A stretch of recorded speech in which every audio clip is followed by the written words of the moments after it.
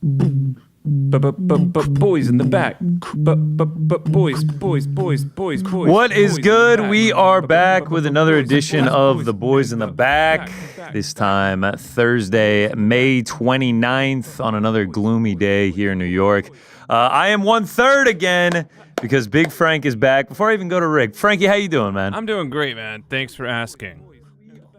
Didn't mute my computer there. Sorry, Frankie, if Hey, the audio it's got fine. through. I am Connor Burks, joined alongside me as always, Mr. New York Rick. Look at him. The man, the myth, the legend. Hello. It's a beautiful day, man. UFC's back day. this weekend. Frank After a is weekend back? off. Frank is back, and it's Frank's birthday tomorrow. You excited, man? I am unbelievably excited. Doing I'm a anything child fun? when it comes to my birthday. What are you doing tomorrow? What are you doing? I'm going to go to the USS Intrepid, get on a little flight simulator, Oh, that's sick. do an Apollo 11 VR thing, and then Sasabune for dinner. Wow, Oh, yeah. you're taking the Helwani wreck and going to Hey. Sasabune. Damn straight I am. That man loves that restaurant. I have been. It's have you been before? I actually haven't. It's quite good. I'm It's looking quite forward good. to it. Flight Simulator inspired by Nathan Fielder in season 2 of The Rehearsal, I assume? Absolutely. That and Andor. And Andor. What are you going to be Beautiful. flying? I don't know yet. That's a surprise. The Apollo 11 VR is really what I'm very interested in. Where's that at? The Intrepid as well? Yeah, it's like a Saturn V launch sequence that you're on a VR headset for, and they have like the 4D. Yeah, I'm going to take pictures. You'll see. Yeah, it's incredible. I can't wait to hear about it. So happy early birthday to you. We went and celebrated last night. It was a tremendous dinner. We missed you at that, Andy, Pete, the rest of the gang, but it was a great time celebrating Frankie Lenz.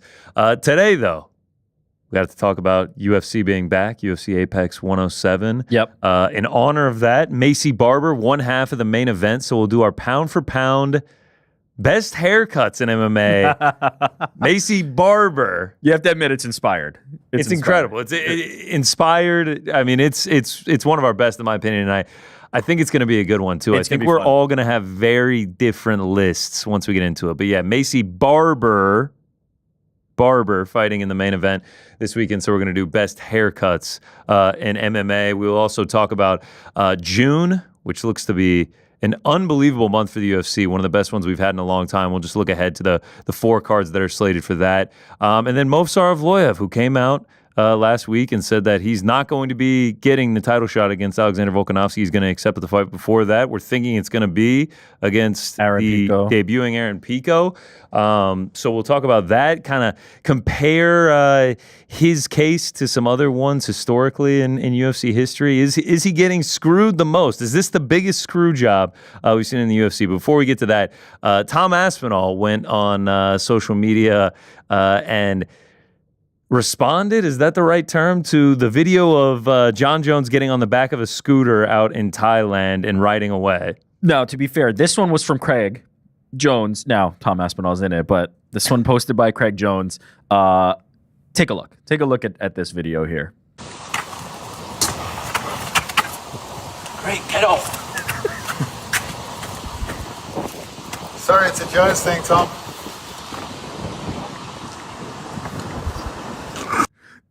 The way he says Craig get off is quite good. And then stop and stare back at the camera. Yeah, some tremendous acting from Tom Aspinall there. Shut up. If you hadn't seen the Jon Jones clip of him over in, I believe, Thailand, Yeah. this is what they are referring to in that video.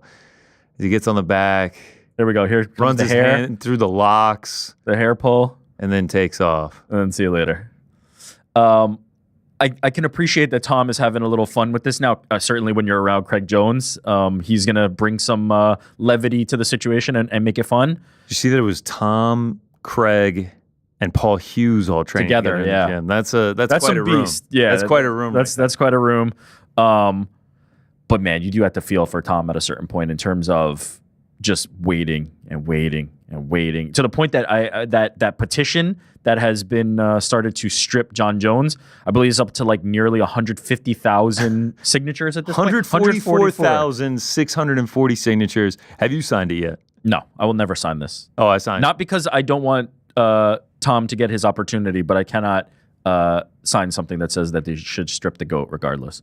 Oh, I signed it. I No, actually I'm not signed it signing twice. I would never sign it. But he should be stripped. I agree with it. What number do you think it has to get to before Dana White acknowledges it? There's no chance in hell that Dana White's going, that petition's getting mighty big, and then all of a sudden it's 300K. No, Dana White doesn't give a shit what they think. Yeah, of course not. But 144,000. I mean, the masses are starting to talk. The one signature that will change it is Tom Aspinall signing on the dotted line for his next fight. That will be the signature that changes it, because the moment they have decided that Tom Aspinall gets a fight and Jon Jones is not that fight, they will remove that belt, and Tom Aspinall will be fighting for undisputed, if not made undisputed by default. And so that will be the signature that matters. Until then, they're just biding their time and waiting. Tom's just posting videos on YouTube. He posted another one this morning where he was superimposed, and then Jon ends up running away from him, and he calls Jon a duck. In the end, I mean, I guess that's all he can do at this point: train and post some YouTube videos calling out Jon. Laugh to stop yourself from crying at a certain point. You know, like you have some fun with it to prevent yourself from facing the reality. Speaking of Tom Aspinall, though. A great segue. I just want to give a shout out to maybe even the whole reason we brought this up. This was literally the only reason that we brought this up. It was a great video. I mean, it was funny. These Tom Aspinall rookie cards. Check these out. First of all, I mean, careful with them. This is my retirement. This is your retirement savings here. But all these in hard cases, rookie cards for Tom Aspinall, right? So when he's eventually the undisputed champion of the world, these might be worth a pretty penny. Undisputed champion of the world. Signed right here. 8 title defenses. So sick. Signed Tom Aspinall. This one, Gem Mint 10, Tom Aspinall, like refractor. I just want to give a shout out to Jacob Friedlander, who sent that to us over at Golden. He's the man. And he's just a fan of the show who wanted us to have these keepsakes. So that one day when they're worth something. Shout out to Jacob, man. We can't tell you how much we appreciate Jacob, this. I've always wanted a card in one of these cases that says 10. Like the hard slab cards. Holographic with the Tom Aspinall on it. I mean, these are all rookie fantastic cards too. Yeah, all these are rookie. What color is that?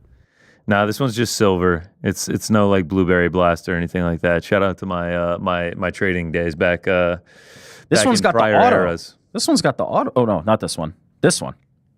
Tom Aspinall auto. Tom Aspinall in a case. That'll be worth John Hancock. That'll be worth shout out to you, Jacob. Thank you for sending Jacob. those. We really appreciate it, brother. Those will be worth something when Tommy's the man. Heavyweight champion, long reigning, 10 title defenses, shortest average fight time. 10 title defenses. Yeah. We're just looking down at the future, looking at my crystal ball. All right, you know who is going to have to work to get 10 title defenses? What a great segue. To get even one title shot, that's Movsar Evloev. Last week, he took to Twitter, and he had this to say in terms of him getting a title shot. If you're a UFC fighter and believe you are the best in the world, then you have to fight every fight they throw at you. Essentially, you have to fight every fight they throw at you. No risk, no reward. See you guys in July. It's on. Hashtag Abu Dhabi. Yeah, so essentially broadcasting, it's not going to be a title shot. I'll fight on the Abu Dhabi card, and we'll see what happens next. He then said to the champion, Alexander Volkanovski, "Thank you, champ, for trying to fight me. I will fight in July, and you fight in September. Hopefully, we both win, and we can meet in December." So he's obviously alluding to the potential of Alexander Volkanovski. If he's referring to September, then he would be talking about Noche UFC, which made people get into a stir, thinking it was Yair Rodriguez. There's been no confirmation of that. There is a chance that Alexander Volkanovski just doesn't fight. Yeah, and Ariel clarified some of that, on the show Wednesday. Maybe we talked about it Tuesday or Wednesday, one of the days earlier this week. We were off Monday for Memorial Day, but that this is Movsar maybe getting ahead of himself here in terms of Alexander Volkanovski's plans. But I don't think there's any doubt that he's clear about his plans, which are fight somebody in July. And all the scuttlebutt, all the talk, all the rumors seems to be focused on a fight between Movsar Evloev and Aaron Pico. Irregardless of whether or not Alexander Volkanovski fights or not, Movsar is 19-0, 9-0 in the UFC. And there isn't really a rightful contender at 145 right now, with Ilya obviously leaving, vacating the belt, Volk winning. Diego is coming off of a loss to Volk. Max Holloway has moved up to 155. It feels to me like it's a no-brainer that should be Movsar next for the title. Yeah, and that's what's the hardest part to swallow for me is that we started looking back at some of the, because I'll say it definitively. Let me start with this. I'll start with a declarative statement. I think Movsar Evloev is getting screwed. I think this is one of the most egregious times that somebody has been looked over for a title opportunity. And again, He's pointing to July. We don't have the official reporting around that. If he does end up fighting in July, and it is anybody but Alexander Volkanovski, if it is anything but for the title, he's getting screwed. It's egregious. It's unequivocal. It's one of the most egregious things ever. And the point you pointed to is the most important. And look at these rankings. Max Holloway is gone to 155. Diego Lopez just lost to Alexander Volkanovski. By the way, he has a win over him.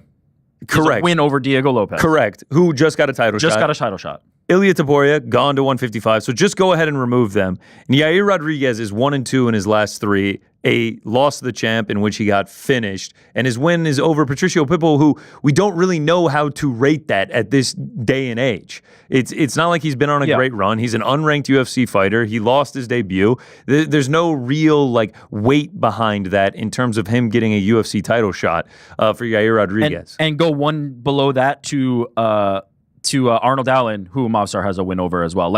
He is the only name there that makes any sense to get a title shot. Yeah, not only is he 19-0, 9-0 in the UFC, but his wins include Aljamain Sterling, Arnold Allen, Diego Lopez, Dan Ige. Yeah. Insane. It's ridiculous. And so we agree, yes? You agree that this is egregious and he's getting I think if anybody disagrees, they are lying to themselves. If they actually do end up making him fight Aaron Pico in July, and then Yair Rodriguez were to get the title shot for No Shit UFC, not only are you skipping out on the Diego Lopez-Yair Rodriguez fight, which has heat built into it, is a true contender fight, one that would be deserved by both. It would just be, it would be the most egregious. It's hard to wrap my head around. If they end up actually doing that, I wouldn't be able to wrap my head around how egregious it would be. Even if they don't, let's say they don't do Yair. Yeah. There is still nobody else. It's still ridiculous. It's only Movsar. He should not be fighting Aaron He should Pico. not fight again. Okay, so you could really make the argument that he could have been fighting on UFC 314. 100%.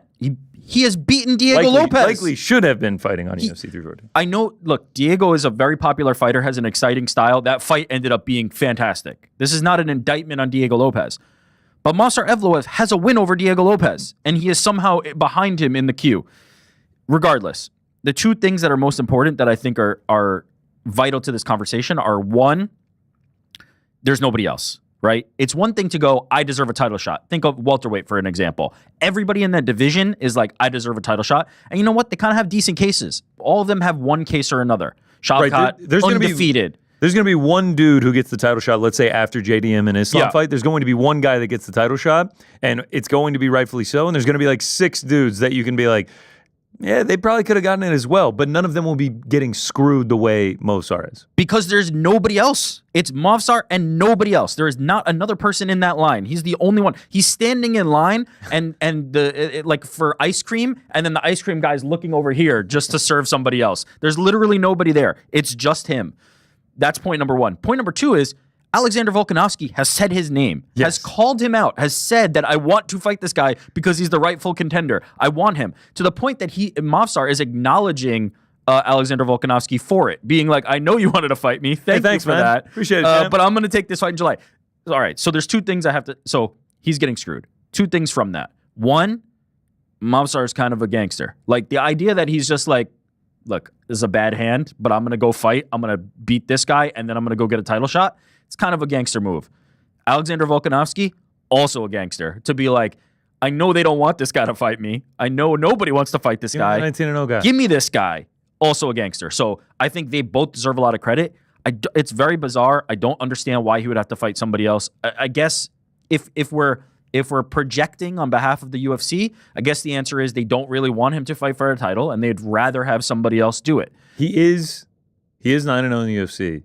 All 9 wins coming via decision. Yeah. So there's the argument to make that maybe he isn't the most exciting fighter. But still, it gets to a point, and we've seen it happen several times, honestly, in recent years, where these guys are on these massive win streaks. They're not really fan favorites. But eventually, you just have to let meritocracy reign and give them the title shot because they've deserved it. There's nobody else. There's not a soul alive. And the other thing about Movsar that I think is we have to stop this idea that grappling and decisions equals boring. I get it. It's not knockouts. It's not first round KOs. It's not Alex Pereira. I totally understand that. But this idea that the Aljamain Sterling fight or the Diego Lopez fight were boring is totally ridiculous to me. And also on the heels of one of his fights, Dana White came to the back of the press conference. I don't remember. Maybe it was Arnold Allen. It might have been the Arnold Allen fight. He comes to the back of the press conference and he's like, that was the most boring fight I've ever seen. And I couldn't have disagreed more. I didn't feel that way at all. Was it, as I said, Alex Pereira coming in there and just icing somebody in 30 seconds? No. But was it boring? I really think there's this like idea that if you have a string of decisions, Bilal Muhammad, boring. Meanwhile, he's going in there and going to war with JDM. Like this idea that these guys who go to decisions are just these boring fighters, I'll never understand it. Grappling doesn't have to be boring. The Aljamain Sterling and Movsar fight was one of the best fights of the year, and it was all grappling. It's kind of this bullshit that I don't really understand from a fan perspective or abide by. But either way, if there was somebody else out there that were going like, oh my God, this guy's all action, he's going to bring it. And Diego as an example, right? We're expecting fireworks. Okay, he got a shot now. Now it's time for Movsar to get it. There is nobody else. Yeah, I mean, look behind him. Arnold Allen. He has a win over him. Can't do it again to him. Brian Ortega, not getting a title shot. Probably not even in this division. Lerone Murphy also fights to a lot of decisions as well. Yeah. It's not like he's going in there and icing people. Aljamain Sterling, he has a win over him. Josh Emmett is coming off of a loss. Like, he isn't going. This is it. Doing it. Like, it has to be Movsar. There is no argument any other way. There literally is no case for anyone else. And if Movsar loses, say he does end up fighting Aaron Pico in Abu Dhabi, I mean, will he ever get a title shot? I would say no. I don't know what he would have to do. And it's a no-win situation from his perspective. Let's say it ends up being Aaron Pico, right? Let's say he fights Aaron Pico in July. That's going to be viewed as a guy who wasn't even ranked in the UFC, who came over from Bellator. Are they going to give that the same weight as potentially people are supposedly giving this win over Pitbull that Yair Rodriguez had from a guy who was entering Bellator? Or are they going to go, another decision from Movsar who beat a guy who wasn't even UFC caliber? It's pretty egregious. It's pretty bullshit. To the point that you and I both looked up some of the more like egregious like passovers or why somebody didn't get a title shot or what was the situation at the time. I've come to a few that I feel are pretty close. I'm very interested to hear what you have But this one feels a cut above for me. All right. Maybe we trade. Like I'll pick one and you pick one. Go ahead. One of the most egregious that I can remember, it just happened, and it's Tom Aspinall getting passed over for Stipe Miocic. Also that's have this that's horrible. Like I get it. It's a fight that Jon Jones is in a different category. Jon Jones has the ability to pick that, right? Jon Jones can go, I want Stipe. I don't know that Alexander Volkanovski has that kind of clout, right? I don't think, and by the way, I don't think Alexander Volkanovski's interested in kind of doing that kind of picking. He wants Movsar because he wants the toughest fights and he's a gangster like that. Jon has the ability to say, I want to craft my legacy. I want to win over what many consider the best heavyweight. There's a little bit of a justification there, but it is pretty egregious with Tom Aspinall sitting there. So that's one for me. Tom Aspinall, who not only was the interim champion, but had defended the interim belt at that point, and he could have easily fought on that MSG card because his fight with Curtis Blades was all of 90 seconds, and it happened at the end of July. I'm with you. That was near the top of my list as well. Mine also happened very recently, and it is somewhat similar to this one as well, and it's Murad Dvalishvili. Yeah. Him on a 9-fight win streak with wins over Piotr Jan, Jose Aldo, Marlon Moraes, and he fought just weeks before who he got passed over for Marlon Chito Vera on the Miami card against Sean O'Malley last year. He fought just a few weeks before at UFC 298 against Henry Cejudo, who he also beat. So when Chito Vera entered the octagon, who was 1-1 in his last two, getting a title shot off of a win over Pedro Munoz, we know why he was there. It was because of the injury fight against Sean O'Malley where Marlon Chito Vera was given the win in that one, and they wanted to run it back for the title. But when Chito entered the octagon, Murad Dvalishvili was on a 10-fight win streak with wins over Jan, Aldo Moraes, and Cejudo, and he didn't get a title shot. And we see it a lot with these guys where they go on these insanely long win streaks. He ends up getting it. He ends up beating Cejudo, and then he ends up getting the title shot in September, and he wins the belt. And it's sort of like Bilal Muhammad had to go on this very long win streak, and once he finally got the title shot, he won it. Leon Edwards had to go on this very long win streak. Once he won it. It's almost like these guys that put together these massive win streaks are actually pretty good. They're pretty good at fighting, yeah. Totally agree with that one. That one was on my list as well. Another one. Should we do more contemporary or should I go back further? You can go back further. Let's go back further. I don't. All right. So I don't have a ton where these people are blatantly getting screwed over. I have one more. There's always some kind of justification, right? Yeah. And there's other ones that are like, I have two that are just strictly bad luck. That is just like, damn. Let's save those for the end because I have a thought on a bad luck one, but this fight could have been made and it just wasn't. Yoel Romero being passed up for a title shot against Michael Bisping, and instead the title defense coming against Dan Henderson was ridiculous. Yoel then goes on to knock out Chris Weidman, calls for the Bisping fight. I think from there, Bisping then fights GSP instead of Yoel Romero. But you're fighting GSP at MSG. I kind of understand that one. The one before that, though, where Yoel is sitting there on a win streak and they give the title shot to Dan Henderson, I get there was beef there. That one was pretty egregious.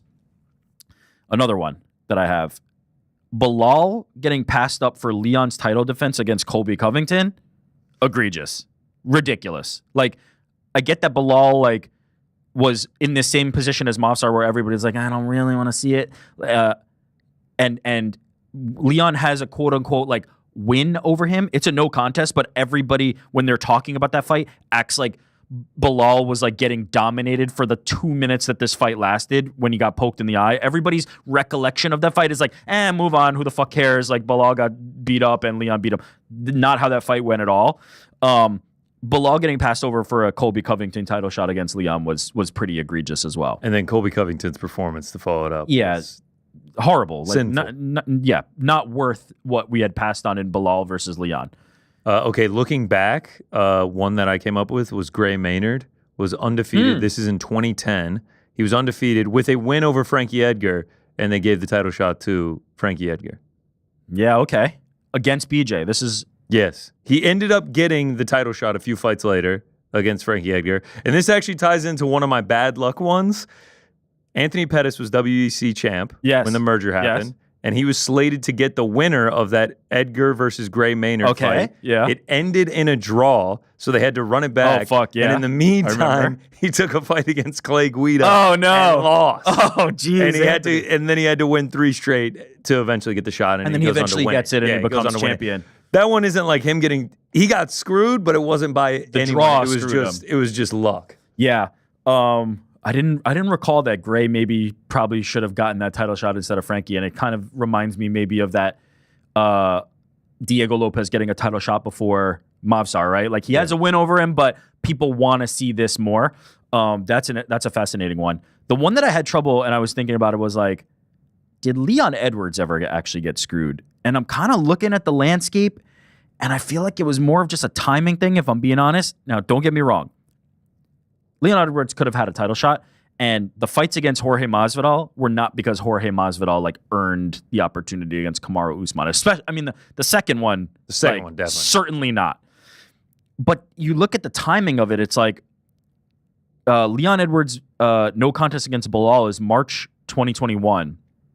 Kamaru Usman defended against Jorge April 2021. So they're kind of on the same path and trajectory.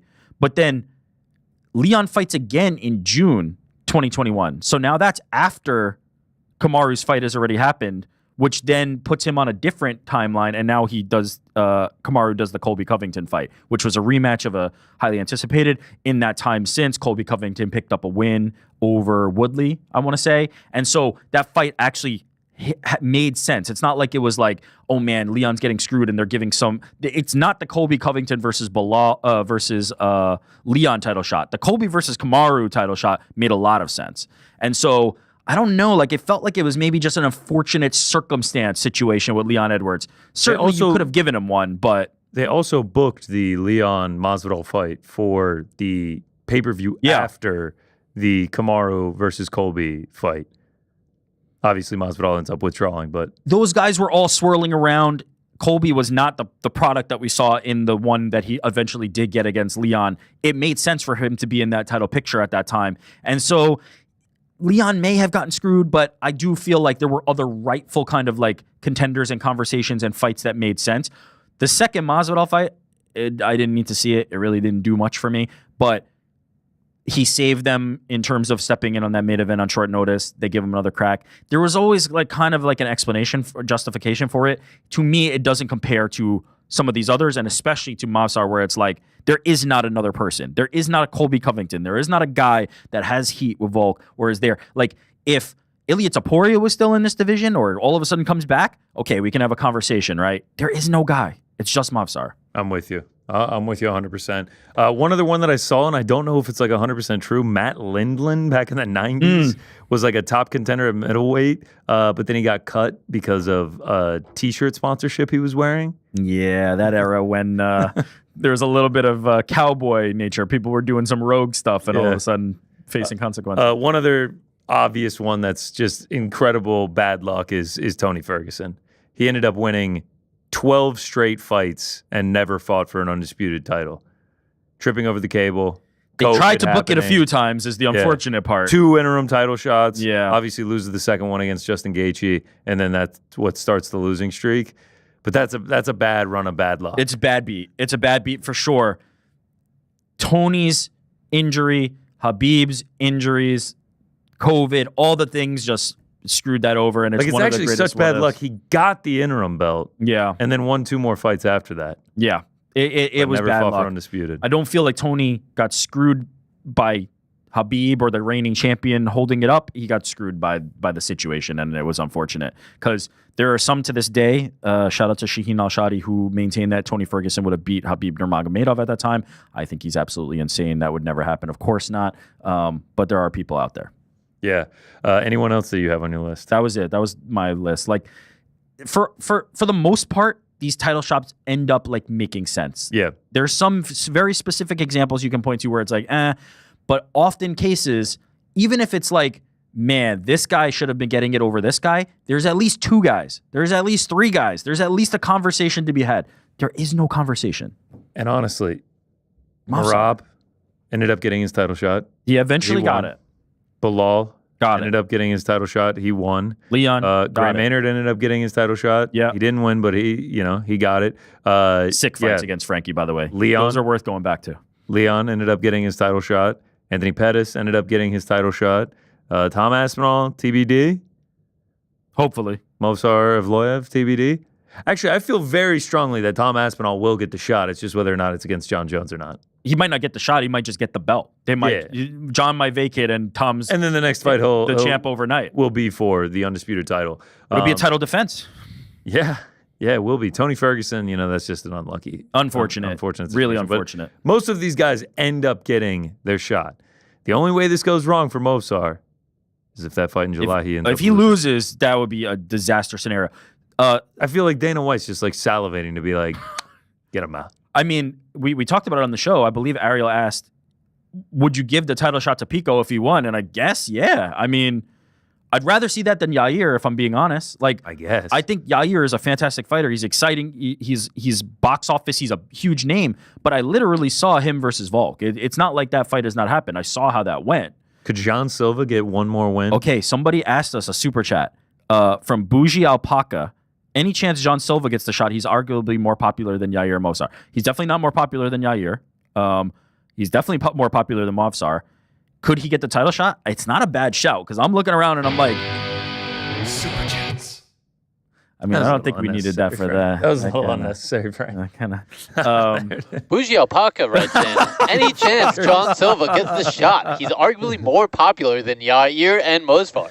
Appreciate you, Bougie Alpaca. But yeah, I mean, it's not a bad shout. I would be surprised, like, to along the lines of what we're talking about, guys getting screwed. To give Jon Silva a title shot before Movsar is just egregious. It is not right. It is not how this sport should be run. Again, it'd be different if he's like number 1, number 2, number 3. Jon Silva was right there. Like, he's just not there. He's not close. He has 1 win over Bryce Mitchell. By the way, Movsar was supposed to fight Bryce Mitchell. It ended up being the Diego Lopez fight. That was what that booking was supposed to be. Like, this guy has tried to fight everybody. Nobody really wants to fight him. Aljamain Sterling came up from featherweight, from bantamweight, and was like, "Let's give it a go." It was a fantastic fight. There's not more this guy could possibly do to get a title shot. What? He's gonna fight Aaron Pico, who's unranked. What more? Making his debut. Making his debut. What more can Also this guy dangerous. fucking do? two things I want to say. First one, what if they actually end up booking Volk versus Yair? You would have to think, and say Yair wins, you would have to think they would give Volk an immediate rematch. Yeah, they probably would, right? If he Because lost. it'd be 1-1 at that point. Yeah. And obviously Volk, one of the greatest featherweights of all time. Movsar Evloev never fights for a title. 2027, Movsar Evloev, 13-fight win streak, 22-0, however many it is at that point.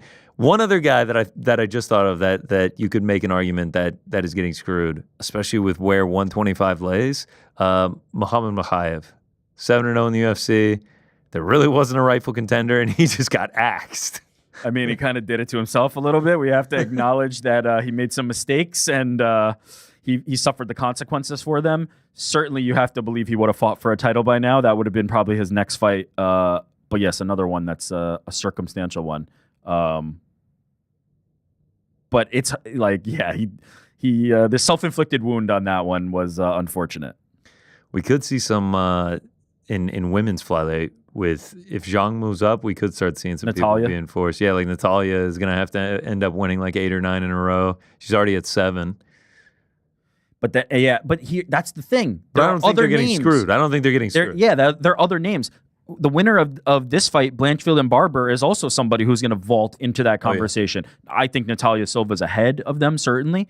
But you have to think the winner vaults into that conversation as well. And then it's like, it's not getting screwed as much as like, we've got some options. There are no options. Movsar's getting screwed. Movsar. He's getting There's no options. Let's just make it Give the motherfucker the title shot. Jesus Christ. It's bad. Jesus. It's bad. All right. I think we can say that unequivocally. Yeah. Movsar deserves the title shot. All right. This weekend, we've got UFC Apex 107, but that happens on Saturday, which is May 31st. So it doesn't officially count as a card in June. June is stacked. I am like, after going Apex card to off for Memorial Day weekend back to the Apex, I cannot wait for June. You've got UFC 316, headlined by Merab versus O'Malley, and you get a title shot, another title fight with Juliana versus Kayla. UFC Atlanta, Buckley versus Usman. Sick fight. UFC Baku, Hill versus Roundtree. Sick fight. Both top 7 matchups there in exciting divisions with exciting fighters going on. And then UFC 317, Topuria. Wait, is this the official poster? Nah, of course not. What the fuck is that? That's incredible. Fuck. Oh, yeah. This is like some graphic designer that like just enjoys doing what he does. I'm sure. I just grabbed it off of Google. They haven't made the official poster yet. Infinitely better. A trillion times better than whatever fucking slop they're going to put out that it's going to be Topuria's face, Oliveira's face, some colors in the back, and call it a day. I mean, you just look at the 3 that are actual and then that one on the same screen and it's like jarring. Your reaction of like, is this the actual poster? Because it's so unbelievable that it could actually be it. I mean, shout out to whoever did this. The bull is fantastic. The lion is fantastic. It's an incredible piece of art. Hire passionate graphic designers or just start doing artist series for every poster. 100%. And you'll just become infinitely cooler. Hire that person. Whoever made that Charles Oliveira, Ilia Topuria fire. with the lion and the bull, incredible. It's fire. I was actually doing some research. Yeah. This is the first double pay-per-view month. Okay. You get 2 of those a year because there's 14 pay-per-views a year. First double pay-per-view month without an Apex card since March of 2023. Oh, shit. Okay. In that month, we saw UFC 285, Jones versus Gane, Grasso upsetting Shevchenko. Yep. Ended up being a great card. Yep. And UFC 286, Edwards versus Usman 3. Okay. Gaethje Fiziev, the first one was on that. The other 2 fight cards were Jan versus Merab in Vegas. Holy shit. All right. But it was at the Cosmo or something. Something that held like 10,000 seats. It wasn't MGM Virgin. Grand. It was like the Virgin Hotel. Virgin, yeah. And then Cheeto versus Sandhagen in San Antonio. Holy shit. All right. That one's pretty good, too. It's a good month. That's a good month right there. I'm hoping in retrospect we look back on this one with similar fashion. The names at the top of the bill fit it. The names at the top of the bill of all these cards are worthy of these opportunities. It's going to be a little bit of a like shock to the system to be like, holy shit, we're rolling into like real cards. Like, and it's real week after week after week after week. We are going June 7th, June 14th, June 21st, June 28th. I think I have the dates right on that. Yeah. But It's just week after week after week. June is massive. Okay, but what's in July? So what's after International Fight Week? I think we'll do a week off because it's July 4th weekend, and then it's UFC Nashville, which is the Derek Lewis main event, which is a little bit rough. Go right back to the slop. It's not the Apex. It's going to be in front of a crowd that's probably going to be pretty hyped in Nashville, and then we go. Excuse me, 319. You good? I had a seltzer before this burp just came out of escaped. Just came out of nowhere there. UFC. Okay, so the pay-per-view is 2 weeks after International Fight Week. So the 3 weeks. You'll go off week Nashville, then 319 Poirier Holloway, which is shaping up to be an okay card, but that main event is such a banger. It's okay. And then Abu Dhabi the week after. All right, so July ends July strong. Ain't bad. Also, only one. No Apexes, right? No Apex card, but you get an off week. All right, I guess They always stack we're rolling. Abu Dhabi. Next Apex card is August 3rd, so the week after. All right, so we're I rolling. see August being a little bit tough, except for that Chicago card. Oh boy, The whole summer's just going to be nice. I don't care what happens the rest of August. I know. Hamza versus DDP in Chicago is going to be the event of the year. Fuck, I can't. It's so sick. It's so sick. Are we going to the United Center? I feel like we have to. I'm trying to talk my way into it. Frankie, you fill in on the watch party. We're going to Chicago. You got it, man. Thanks, brother. At the start of the year on the prediction show, or the end of last year, I was like, Hamza versus X for title shot is going to be my most anticipated fight. And you motherfuckers, you less so, but Ariel, Pizzi, Tom versus John, blah, blah, blah. DDP versus Hamza, still. I don't care about Tom versus John if I get that one. Tom John is still my one, but Hamza, I believe, if I'm not mistaken, Hamza, DDP was my two. Yeah, that one, I can't even begin to describe how much I can't wait for that one. June, though, you're getting 4 title fights. Yep. 2 top 7 matchups with Buckley Usman and Hill Roundtree. And then in addition to that, just a few of the fights that we're getting. Yeah, what else is on there? Paulo Costa, Roman Kopylov. All right. Beneil Dariush, Shanato Moicano. Brandon Roy Valmanel Cop, which is just banger city. Let's go. If you don't like 125ers, that's the fight to change your mind. That one's going to be sick. 125 is great. Rafael Fiziev, Ignacio Bahamondes. Oh, wow. Sick Baku's fight. got that. Baku, yeah. Holy shit. Mario Bautista, Patchy Mix next week in Newark. Oh, yeah. Vicente Luque, Kevin Holland. Kevin Holland, he said he wanted to fight 6 times. He's almost halfway there. Piper Gastelum. There's some good fights. Oban Elliott now moved to Baku, returning. Oban Elliott returning, yes. Holy shit, yeah, there's a The lot. debut in Baku. June's looking all right. State Farm Arena down in Atlanta. We're going to blow the roof off the place. June is looking all right, man. June is looking all right. After a ho-hum May. Yeah. You had Des Moines and you had Canada, which started it off nice, but then it was a great event, but it's just like we're now hitting that point in the calendar where it's like, all right, they're cooking. Sick fights. We're starting to roll, get some momentum. Ilya Charles is. Oh God. Ilya Charles is sick. Ilya Charles. So, wait, man. Connor, for you. So you're going. You said you're going to Atlanta for the fights. Is that what you said? Yeah. And then you're going to Baku for the fights. Oh, direct flight to Istanbul. Right. Hair You're transplant. stopping in Istanbul. Boys in the Baku, and then straight back to Vegas. Wow, what a month for We're all you! over the gas. Holy Nikes! Boys in the Baku, baby. If only. That's the dream. I feel like we've got to. Should we? Oh, Frank, you're in? You're down for Baku? I feel like we've got to. Go to Baku? Got to go to But I'm Baku. saying, are you coming? I feel like we've got to. Frank, you ever been to Asia before? I feel like I have been. Have you been? I've never been to Asia. No. Okay. Is Baku Asia or Europe, Frank? It's Eurasia. Wow, he was paying attention. No, Eurasia, Frank. Oh. Oh boy, we're me? off the rails here. Hey, should we start a GoFundMe for my flight to Baku? Because they ain't cheap. Okay, important. Is the transplant gratis? Like, have we talked to the place that did? Hair time now. Yeah, hair time now. Yeah, I gotta hit them up. I gotta DM them. Because then we might need to GoFundMe for that as well. 2 GoFundMes. Let's get working on it. Istanbul, I can't wait. Heard it's a beautiful spot. Is Istanbul Europe or Asia, Frank? It's not Constantinople. What is Constantinople? But what is Frank doing? Frank's doing this very cagey There's a thing. song. I So enjoy it used to be Constantinople, and there's actually a song that goes Istanbul, not Constantinople. And that's They what might it be is. giants. It was made famous. The Animaniacs, I want to say. Okay, Istanbul, not. Doc Smith says to just put it on the company card. Done. Trent Daddy says got to Baku. Frank's gonna make this into a thing slogan. He'll wear the T-shirt on the flight. No, it's because every time Connor throws out an idea like, should we go to here? And then you always say, I feel like we've got to. It's like I say without it? fail. Yes. And then later shit. we'll ask you like, so should we book those flights? You're like, The worst part about it is if I'm saying it, I'm dead serious. If one of y'all was like, all right, I'm about to book a flight to Baku, I'd be like, oh, hold on. Let me get on the same one. We got to go together. Like, I am 1,000% down to send it to Baku and actually do the boys in the Baku. I feel like we got to. without fail. 24-inch Dub says Baku sounds like a 007 place. Yeah, it actually does. Birthday Frankie, my new favorite mythical fighter. June is loaded. June is absolutely loaded. But to get there, we got to get through one more May card. UFC Apex 107, Blanchfield Barber, the much anticipated, longly awaited Yes. top 5 matchup. Number 1 contender-ish. Number 4 versus number 5. Yeah. I think it's the number 1 contender to the number 1 contender. Right. Yeah, exactly. Aaron Blanchfield, Macy Barber. I actually think whoever wins this, Zhang will get Natalia.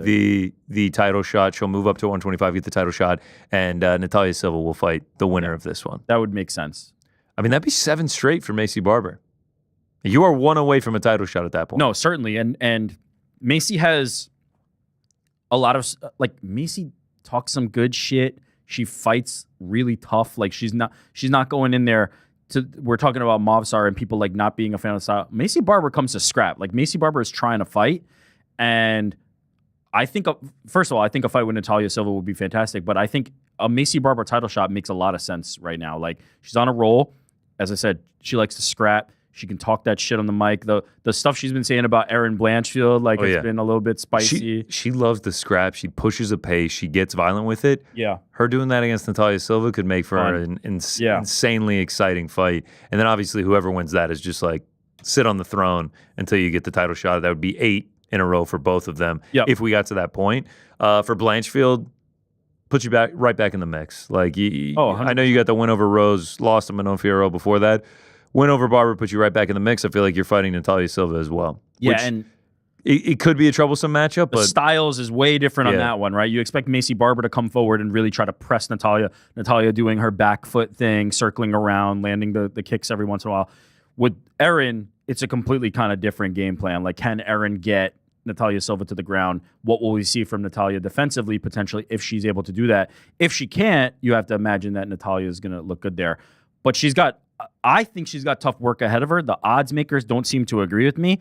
I think this fight is closer than the line would suggest in terms of how big a favorite Erin Blanchfield is. When I first saw that, I was a little surprised at how big a favorite she is. I think this really just comes down to, is Blanchfield going to get the takedowns? Yeah. If she doesn't, then I think she's in a world of trouble. I think it could be sort of similar to the Manon Fierro fight. Yeah. I mean, she got essentially 50-45 in that fight. Manon just kind of cruised her way to victory. We were there in person for UFC Atlantic City last year.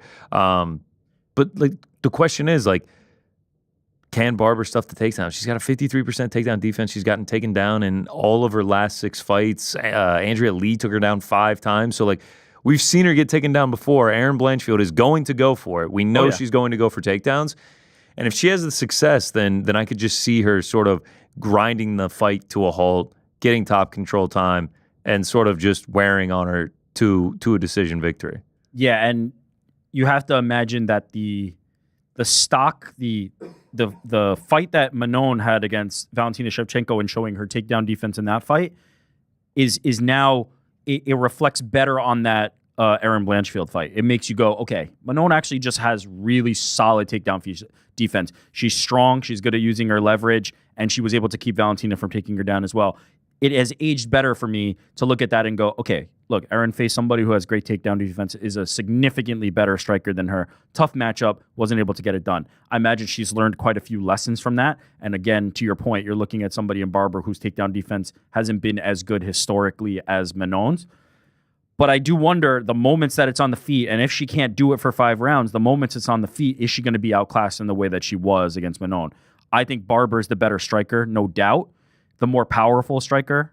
And so in those moments where she's not on the ground, is she going to be able to beat Barber in those areas as well? Or is it going to be one of those close ones where maybe she wins the ground exchanges and Barber wins on the striking? Yeah. And it goes 25. Yeah. I think it's going to get nasty. I think so too, and I think Barber's fantastic at that. She just makes fights. Like, it is not. She's just a brawler. She's a brawler. It is not like a super technical game plan to stay on the outside to do this.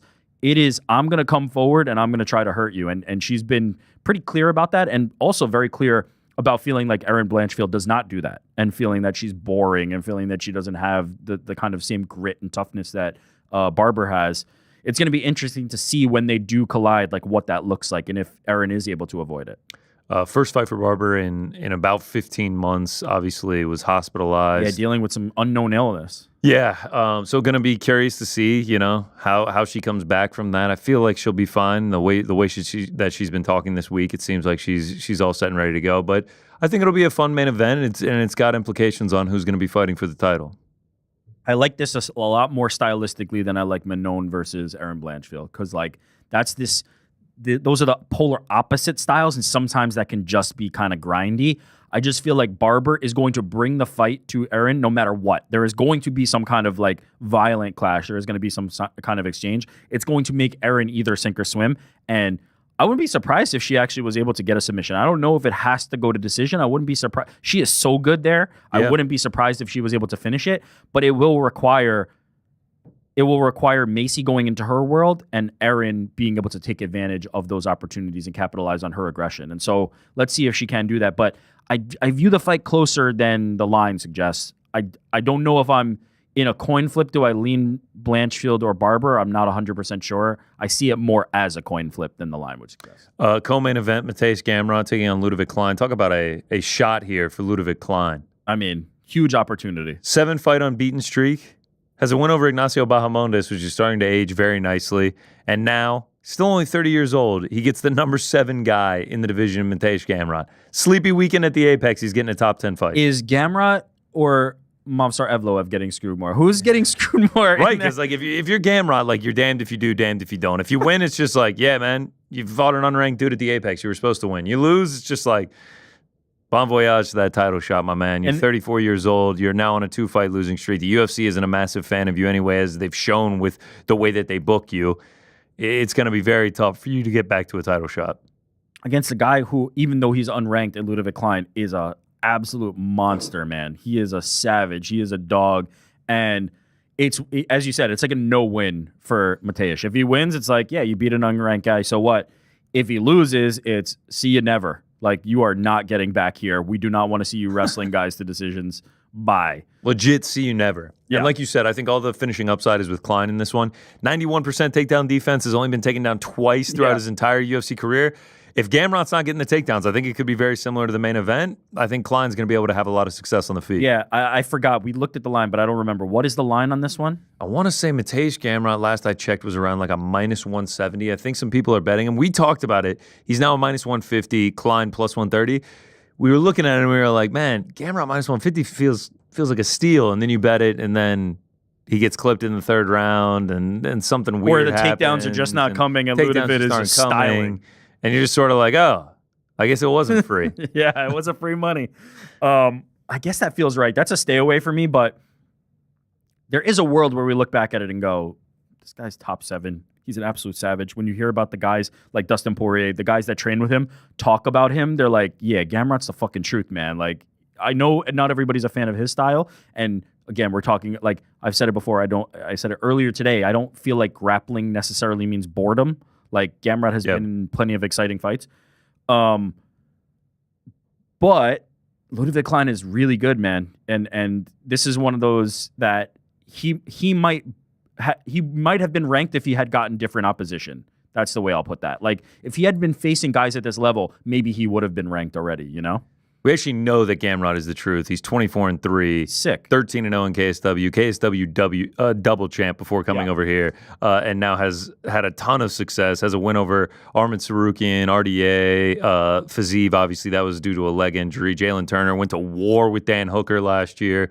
Like, he's in exciting fights. I love how it's like sort of like boring. The other guys you were talking about, the boring narrative when he was a fight of the year contender against Dan Hooker. Like, so he is as game as they come. I think it's going to be a good fight. Yeah. I think that's the fight of the weekend. I think this is the people's I'm very excited about it. I really want to know more about Ludovic Klein because I think he's as good as the guys on this level, but we're going to find out, and Gamrot is a great test for that. Ramiz Brahimaj taking on Billy Goff on short notice. This I don't know much about Billy Goff. I got to be honest. The odds makers seem to. Minus 360 Billy Goff on like a week and a half's notice. Yeah, that was supposed Ramiz to be Brahimaj Oban plus Elliott's 35. fight. Yeah. And then he had to pull out because of the visa. Yeah, I mean, Brahimaj is sort of like sub or bust, I guess. And so Yeah. we're just going to trust Billy Goff to not get subbed and get the dub. Shout out to Billy Goff. Your Welcome guy. to the UFC. Welcome to the UFC, brother. I actually think he's, I believe he's had one before. Oh, is he? Yeah, Billy Ray Goff. Let's see. I think he's just coming in on short notice. Yeah, he's 1-1 in the UFC. Trey Waters. Trey Waters. All right. We're going to find out. And he beat Kinoshita as well. All right. Oh, all right. This is his third fight. And a contender series. Yeah. Billy Goff. All right. No Welcome love. back. Well, you got to know ball if you're going to know Billy Goff. Yeah, your boy, the Hanyak, Dustin Jacoby taking Let's on Bruno go. Lopez.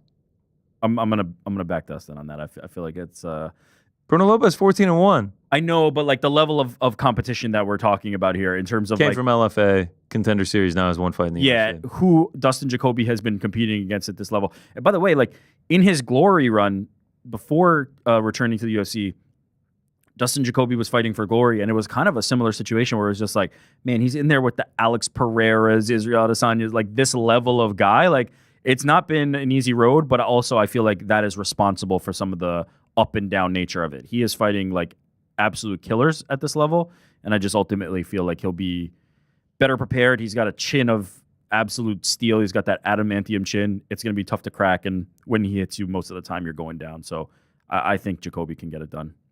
Ketlin Vieira versus Macy Chiasson. That's a fun fight. It's a top 5 bantamweight slugging it out at the Apex, baby. Slugging, maybe not, but like, you know, striking to a certain degree to it. I think, although maybe Macy tries to make it into a little bit of a grappling match. I think Ketlin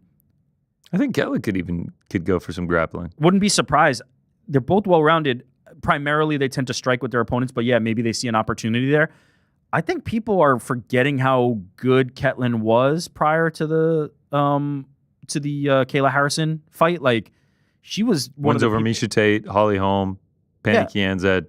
She was the title talk conversation person. She was the one that it was like, oh shit, maybe this is too soon for Kayla. It ended up not being. Now it wasn't like she like blew the doors off. It was kind of a hard fought victory for Kayla, but because I think Ketlin is so good, I'm surprised that Ketlin's maybe this close on the line because people are forgetting. But at the same time, Macy's been on a pretty good run right now, so it's good to see them meeting at this point in their careers. Lost the split to Raquel Pennington and obviously Kayla Harrison. Yeah. I mean, she's fought the champ best of the best. and Kayla, who might be the champ in a week. Ketlin Vieira has been outstruck in 10 consecutive fights. Yeah, it's not the volume for her though. Yeah. Like, she does better damage. She does better work. And 6-4 in those fights. Maybe she mixes in the grappling. What's what kind of run is Macy on? What's the last few? Win against Mayra Buena Silva. Win against Penny Kianzad. Irene Aldana, the up kick to the liver. Oh, yeah. She was doing really well and then got up kick to the liver. Norma Dumont. Split decision there. Norma Dumont been on a nice run though. Might have to run that one back. I guess so. Yeah, I mean the Myra Nothing like women's 135, baby. It's not a great division. The Myra win probably has aged worse than better, right? Like at the time that probably looked like a massive for sure victory, and now it has probably aged a little bit worse. This is the right fight. I think we're gonna find out who can get back to that kind of title conversation. Yeah. Looking forward to that one. Zach Reese, Dusko Todorovic. Appointment viewing. I am excited for the Alan Nascimento Jafel Filo fight. Yeah. I think that's going to be fun. I think there could be some fun ground exchanges there. Jordan Levitt, Kurt Halaba. Kurt Halaba's tough as nails. I think that one's going to be fun. Could also have some fun grappling exchanges in that one. Andreas Gustafsson, Trevin Giles. Feels like rising Swedish dude with big power against Trevin Giles, who's kind of on his way up and knocked out 3 times. People seem high on Gustafsson. People are excited about that. Yeah, I like Gustafsson in that one. Balaji Oki getting short notice, 3 days notice. Michael Aswell coming in. And then the curtain jerker, Rayan Dos Santos versus Elise Ardeline, the TikTok star. Star. Let's see what she's at these days on TikTok. Yeah, it's not a great card. Let's be real. I mean, let's actually just like be real. It isn't a great card. That's okay. It's an Apex card. It's tough. It is tough. Well, Tough is on Tuesdays at 10, ESPN2. Make sure to tune in. Shit. Plugs for Tough in 2025. Alice Ardeline, 3.8 million followers Holy on TikTok. Christ. 3.8 million. Just go make TikToks. What do we need to even scrap for? The TikToks are ridiculous. Yeah, what's the content? I don't know, man. Half of them are just like way zoom ins of her face. Okay. She's like making a weird she face. does like a funny face. All right. Wow, that is a lot of. It's a shit ton of followers. 107.8 million likes. They got her as the curtain jerker, bro. She might be the biggest name on the whole card. Put her fight on TikTok Live, and it's gonna be booming. It's not a bad idea, actually. 0-2 in the UFC. Split loss to Shanna Bannon. Melissa Martinez, unanimous decision. She'll get back on track here and back on TikTok. Big underdog. Plus 265. Maybe not then. Plus 265. All right, that is UFC Apex 107. Should be a 4 p.m. start on Saturday. Let's just triple check that. 6:30 p.m. start on Saturday. Oh no. I'll have to catch the highlights. Oh no. Oh boy, 6:30 p.m., brother. Lock in. I'm going to be watching Blanchfield Barber at 12:45 a.m. Eastern, alone on my couch. Invite Frankie over. Yeah, Frank. Sorry, man. I'm going to have to miss this one. I feel like we got to, though. This is the thing for the day? I think it's the thing forever. It finally occurred to me today that this is what you always say, and I'm going to never live it down. I don't know about this, but I mean, well, Jordan, I feel like we got to. Go back to the tape. I need to see evidence of this. Oh, yeah. Early stages of Sunday morning, I'm going to be sitting on my couch by myself watching Blanchfield Barber. We couldn't start this one at 4 p.m. Early stages of Which Sunday. is funny that you mentioned that because we did get a super chat Oh, sick. from Jason Carney saying, GC, who do you got for the Nashville this week, NASCAR? Wait, so now we're not playing the song until after, and then we're I feel like when reading ones that could have been at the end of the show? I feel like we've got to. He's going rogue. Jason Courtney writes in, GC, who you got at Nashville this week? NASCAR. Hey, happy birthday to Frank. Happy birthday to Frank. I think we need to restore order here. I don't know. I'm not quite sure what's happening, but I don't like it. Who do I have this weekend? I don't know. After a terrible weekend last weekend, give me Kyle Larson. He shit the bed in Indy. Shit the bed at the Coca-Cola 600. Brief story here. I went for greatness. I chased the Triple Crown. Bet the winner of Monaco, Indy 500, and Coca-Cola 600 all in the same day. Got Lando Norris for Monaco. Alex Palou plus 1,100 for Indy. Nailed it. Also had these in a parlay. William Byron to finish it. Coca-Cola 600 is 400 laps. He led for like 297 of them, all the way till 8 laps to go, and Ross Chastain passed him. It was heartbreak on a level I've never seen. How many different permutations did you have? Like, how many tickets were you holding for all three? For the parlay, just for the 3. Parlay. Wow, just 3. Yeah. And 2 of them were in the running at the end. 2 of them were in the running, yeah.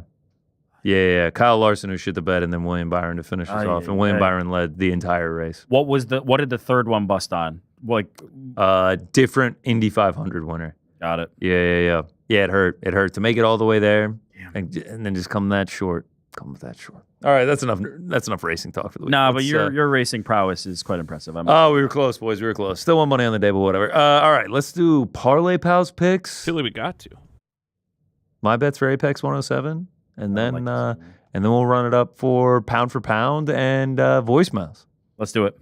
All right, Parlay Pals. We have already received Pizza Carol's pick. Where did he go? Gustafson. People high on him. People pick Andreas Gustafsson. People are high on him. I'll throw the rest of us into a randomizer here. You're working. Frank, you'll go first. I'll go second. Rick will go third. Love to hear it. Congratulations, man. Thank you. Well, to start us off, after Pizzi's pick, of course, I'm going to go with Aaron Blanchfield, money line. Okay. I was going to do Aaron and Macy over 4.5. Yeah. But I realized, there's a habit forming here, and I don't want that. Yeah, allegations were starting to form that Yeah. you only take the over in women's fight. So much so that you took the over in a men's fight, the Jared Gordon fight a few weeks ago. It ended in the first round, one round. and then you were like, "Back to women." I was So- like, "This is." Just to dispel those allegations, I am picking Erin Blanchfield. Money line, she's going to get it done. Okay. All right. All right. I'm going to take Balajioki, who is fighting 3-day notice Michael Aswell. I think Aswell is talented. Lost on Contender Series, but it was a very close fight. Very, very close fight. But just short notice, I think this is too much to ask. I talked about it earlier. Let's go with the Dustin Jacoby money line. The Hanyak. He's going to get it done. Let's go. Shout out to the Hanyak. All right, let me run through mine real quick. Oh yeah, there's the graphic. Good shit, Jordan. You're producing over here. The way it's set up too. We get a dub. We're in the green. We get a dub. We're in the green, baby. I love it. Love it. Let's get a dub, boys. Let's do it. Need it. It's already done. I'll be up at 12:45 a.m. Eastern watching Blanchfield get her hand raised. Looking forward to it. All right. I'm also supporting Andreas Gustafsson, just like Pizzi. I just think the power, the youth is he's on his way in. Trevin Giles on his way out. He's lost by knockout 3 times. I like Gustafsson. That is one of the palest men I've ever seen in my entire life. All right, so credit to him. This is a Dana White Contender Series picture, and they zapped the saturation from him. Okay. Like those beautiful bright blue gloves that typically just pop. They're kind of faded on this. Okay, so They zapped this is the not his center. actual skin tone. No. That'd be a little bit. Those The movie Ferratu Powder. Next up, Alan Nascimento. Really like him on the feet here. Jafel Filo, obviously a very accomplished grappler, but Nascimento, a black belt in his own right, never been subbed. I think he has a large advantage on the feet, and he gets it done. Next up, Levitt Halaba fight goes to a decision. I know it's kind of weird with how often Levitt doesn't go to a decision. Halaba 3 straight, tough as nails. I think the grappling counterbalances out, and they go all 15 in this one. Next up, Ketlin Vieira. I said she's been outstruck in her last 10 fights, but she's 6-4 in those. I bet she probably gets outstruck here, but I think she lands the more damaging shots. I actually think she can use some clinch work, use some grappling, and grind out a decision in this one. And then one parlay. I didn't think I was going to be going with it, but Balajioki against short notice Michael Aswell and Erin Blanchfield. I think she's going to be able to get the takedowns. Just looking back through the history of Macy Barber's career and her inability to stuff takedowns, I think Blanchfield is going to go on the gas and get it done. And those are my picks for UFC Apex 107. And you saw Blanchfield there, who will be taking on Macy Barber, which leads us to our pound-for-pound rankings. Best haircuts in MMA. Macy Barber fighting one half of the co-main event this week. Barber. Frank, you get it, right? Best Because haircuts barbers ever. give haircuts? Shit. What's the order, Frankie? I'm going to start us off. Sick. You always do. What a Then shocker. We're gonna tickle a little Rick. That's Then we're gonna with anything else. What the finish fuck? it off with Phrasing, a please. Connor. Phrasing, please. All right, then I'll go last. Are we doing blue as featured? Unfortunately for your birthday tomorrow, we'll have to set up a Zoom call for HR. You know what? Talk to you at 9:15 tomorrow morning. Tickle Fest 2025. I'm here for it. All right. Kick us Starting off, man. My number 5 Welcome back, Frank. is the main man himself, Andrei Arlovsky. Look at the mane on this. Oh, God, this that's is a good glamour hair. shot. That's good hair. If I had hair like that, I'd be taking over the world. I wouldn't be here hosting this podcast. I'll tell you that much. I mean, if I had hair like that, you would be talking to an empty chair in the control room. You have pretty good hair, Frank. Frank, you have good hair. Come on, man. All right. There's other features that hold you back drastically. Wow. Wow. Is it my ticklishness? What's your number 4, man? My number 4 is Ronda Rousey. She did this thing with the braid on the side of the hair. I mean, that takes skill. That takes attention. It's amazing. Almost a bit of an undercut. I love it. Yeah, All right. And she's kept the look alive even through the wrestling career. I thought that was great. All right. My number 3 is Jessie Jess herself, Jessica Rose Clark, the sporting the colored hair. Oh, yeah. Little throwback to Harlequin. I love it. I just think that she reps awesome hair. Awesome haircut. Can really see the hair there. Yeah, no. Number 2, Jorge Masvidal. Now, there are so many photos of this guy's hairstyles that are just all over the place. But again, I love the way that you take the cornrows and you do them up to this pattern. Oh, it's amazing. Cornrows. Frank's a fan of the braiding, huh? Love Are you braids. Corn, I mean, that takes effort, right? Here's the thing is like We're gonna braid your hair one day. I mean, Frank is the guy who goes to Jamaica and comes back with the braided hair. cornrows? Yeah, with Bomba the clot. cornrows, with the beads coming out of his hair. You know, don't the make whole promises nine. you can't keep. But my number one all-time best MMA haircuts has to go to the man himself, Dan Hooker. What? Especially sporting the mohawk that has been turned into a lizard. That isn't Dan Hooker. It's not Dan Hooker. What the fuck is this? What the That's fuck Dan is Hooker. this? That is Just trust me on this. that is not Dan Hooker. What the fuck is happening right now? Who is That's that? my list. Who is this person? What is this? There Who- may have been a mistake in the Who was that? Who is that? It's Dan Hooker. Who the fuck is that? Dan Hooker has never had. Dan Hooker has never. you had, thinking We of- just saw it together. Were you thinking of Dan Hardy? but that's not Dan Hardy God. either. I know it's not Dan Hardy. God. Dan Hardy is the red mohawk. You love the Hardys, bro. Yeah, I screwed this up. But also, that wasn't Dan Hardy. Yeah, it is Dan Hardy. No, And that is they're not the Dan same Hardy. guy. no. No. Moving on to Tickling Rick. I'm sending a picture of Dan Hardy. This had to have been who you were thinking of. The Frank is back from vacation and somehow still mailed in his pound for Frank pound. back from vacation with the shittiest list he's ever done. It's by far the worst. Oh, I thought we were boy. gonna have some fun with this or something, Frank. Dan I'm Hooker. embarrassed. Dan All right. Hooker lizard mohawk hair. Look, ChatGPT. What on the wrong is path. that? You use ChatGPT for this? Can we show Dan Hardy? gross? Oh fuck. This is Dan Hardy. Same guy. I'd give you credit for this. You love the Hardys. I'd give you credit for this. But not only is the last one not Dan Hooker, it is also not Dan Hardy. How about Jordan just throwing him under the bus? Yeah, Jordan not saying anything. Jordan not Accepting saying Dan Hooker anything. and then showing that Ah, that fucking was- shit. Was that really an AI response? He's off mic looking for where he found this because it's Oh my clearly. I don't even know if this Oh. is. I'm literally also I'm googling sweating. lizard mohawk I'm haircut sweating. MMA and nothing is coming Dan- up. Dan so that Hooker might has, not even like, be the- a fighter. No, that Dan is definitely Hooker not a fighter. Has like the most normal haircut ever. Dan Hooker's a regular ass dude. Yeah. Oh, Frankie, that was truly your shittiest work yet. That was impressive. We so have to do a embarrassed. pound for pound Frank's bad list, starting with 311.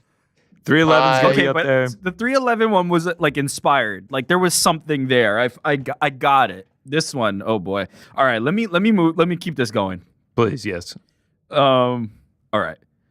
Number 5. Yeah. Dan Hardy. Dan Hardy goes reptilian. Not That's Dan Hardy. not Dan Hardy. Clearly. But Doesn't also, even look you said remotely. Dan Hooker. Look, ChatGPT is cooked. All right. Dan Hooker Hardy. All right, number 5. Iconic, known for it, like one of the most known and notable MMA hairstyles. Dan Hooker. No, I'm just kidding. Chuck I feel like Liddell. we got it. Chuck Liddell.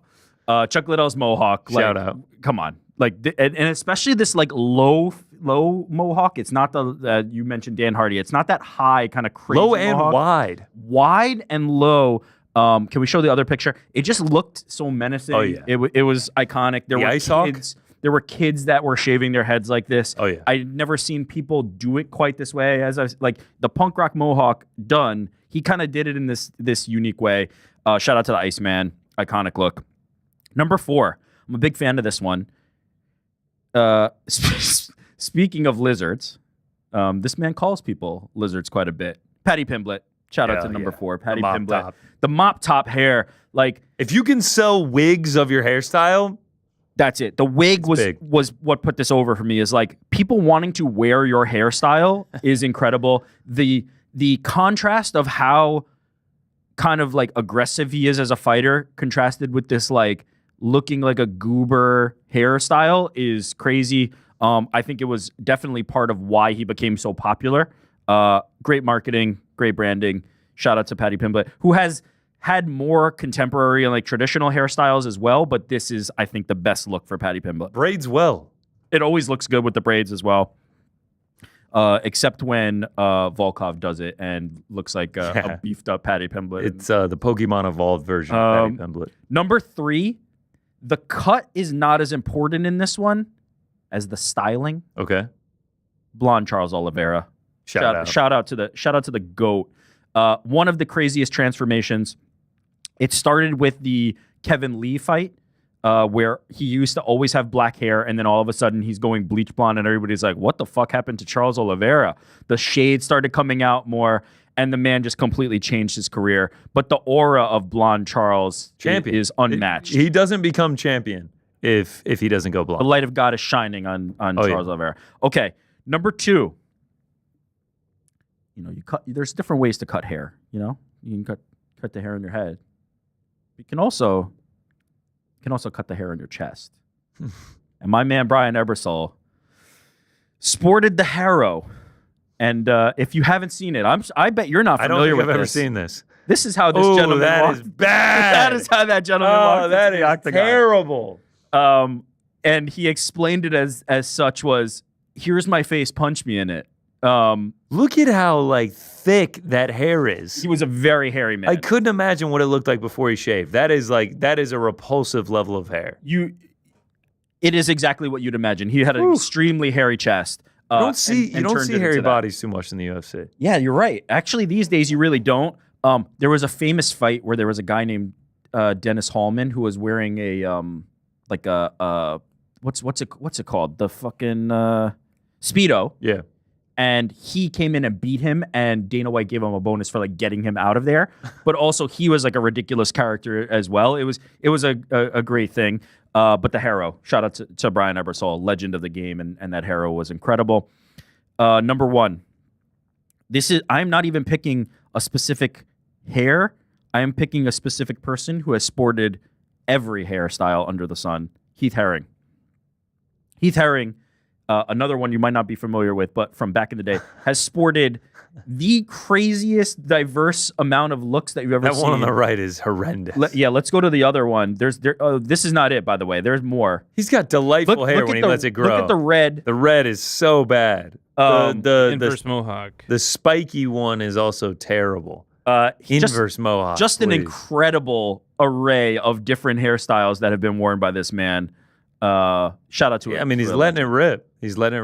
I love playing with it. I like the idea of just being like, there's the Charles route. There's this is my look now.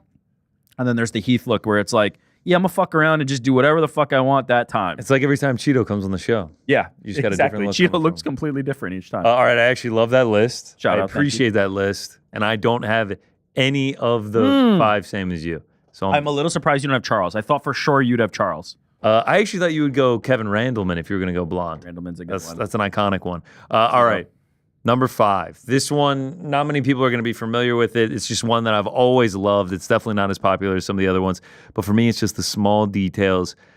The tarantula, Jalen Turner, shaving the spider web into the side of his head. Oh, that is very Love good. that one. I think that's fantastic. And I think this was his fight before Brad Riddell. You got the spider web in the hair. You go out there and you choke him out in like 58 seconds. That shit's sick. Impressive. Shout out to Jalen Turner. Number 4, legend, samurai, icon. You get the / on the Instagram. He's essentially made his own emoji for it. Let's go for that.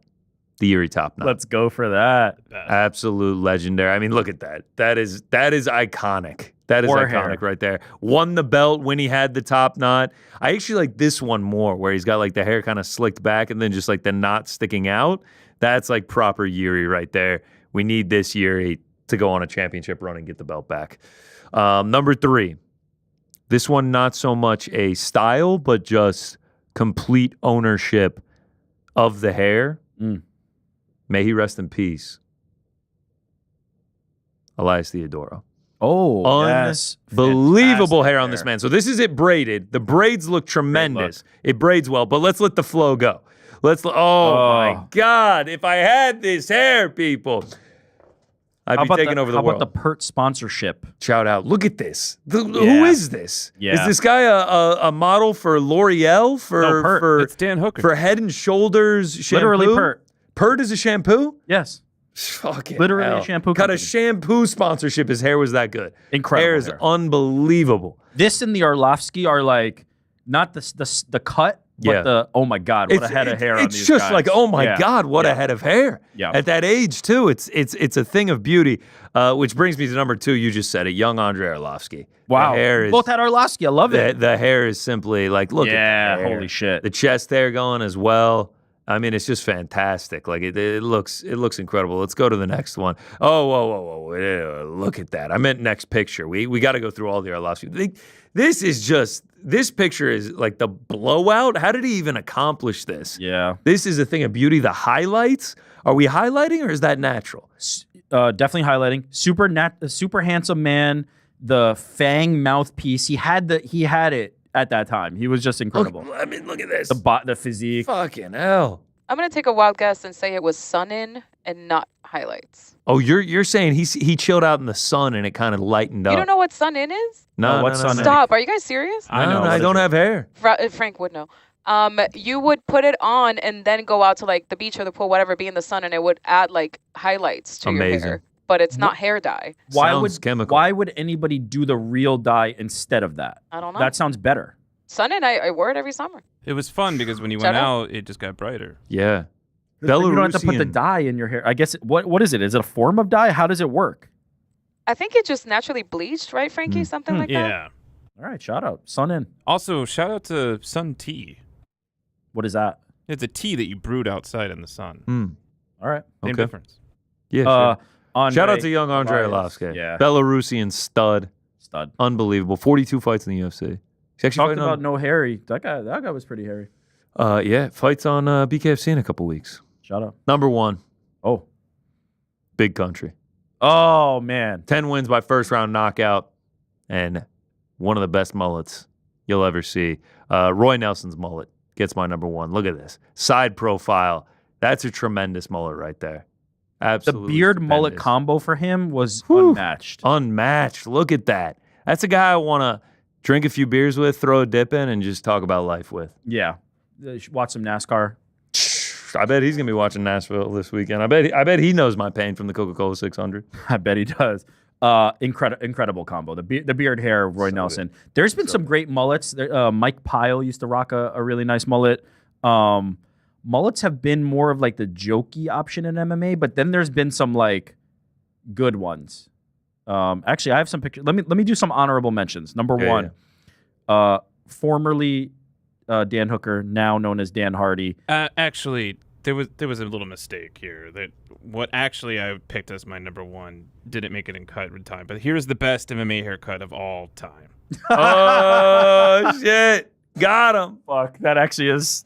What is this, 2022 Paulo Costa giving you a haircut? We've had some ridiculous times. I like We how had some crazy time. The reason that Paulo has his shirt off, I had to tape a microphone to his chest, and then he was so sweaty that it came off. Oh, it was a whole mess. God, that haircut and the look on Rick's face. Like, oh yeah, did I really agree to do this? This was a ridiculous day. Yeah, that was the end of the man bun era. I can't believe I didn't have that as my number 1. Yeah, that should have been your. I mean, number obviously, one. should have been on mine as well. On air, Jordan Yuri, gave yeah. that to him after Go the back to- fact, certainly. Oh, whatever. Can you go back to your honorable mentions? Yes, honorable mentions. Dan Hardy, incredible mohawk. There's been a few different variations of it, not the lizard one, but there are like this one with the red is pure crazy, red. bro. Like he always had like such a defined red, but there's also like this red and black, a little lighter, not as like vibrant, but like the length of his mohawk was always quite impressive as well. Yeah. He did the thin but long. Another one, I had to have Yuri on my list. Oh yeah. And also, as you said, there's like different variations, you know? All There's time. this, like the ponytail kind of one. This might have been the title fight against Glover. This one where it was like hanging out. Oh yeah. Incredible looks. Sean O'Malley deserves a shout here. For sure. Another one who switches it up. I mentioned like a mohawk style. We're doing the Afro I mean, first. the fro is amazing. The fros are incredible. The pink and blue fro is The incredible. rainbow fro is always looking good, but the mohawk here, like he did That's like a the good look. braids on the side, the mullet. I kept saying the mohawk. The mullet look with the braids. With the insane hair, with the Michael Jackson Thriller. He's got the look. He he's knows got how the to swag do it. for sure.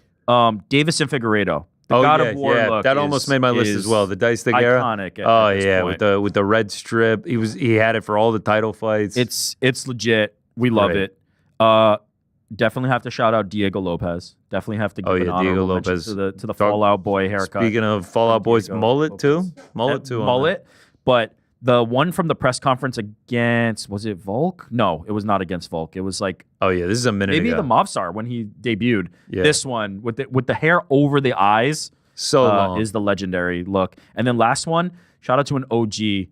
Talked about bleach blonde, Randleman for sure. But the name that I think of, there's Tito Ortiz, but he's in a like separate category because he was kind of like bald. It almost like blended.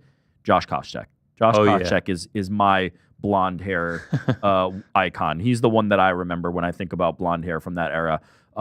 Like insanely white blonde hair, but also like the curls to it is like, and it would always stick out the sides. It's almost like Krusty the Clown-esque. Yes, the curls look ridiculous with like his hairline. Yeah, and like how curly it is. Shout out to Josh Koscheck, a legend. Shout out, man. There's some good hair. There's some good haircuts out there. Heath Herring though, like that man did them all. Jillian Robertson. Oh, the red for sure. Same as Dan Hardy.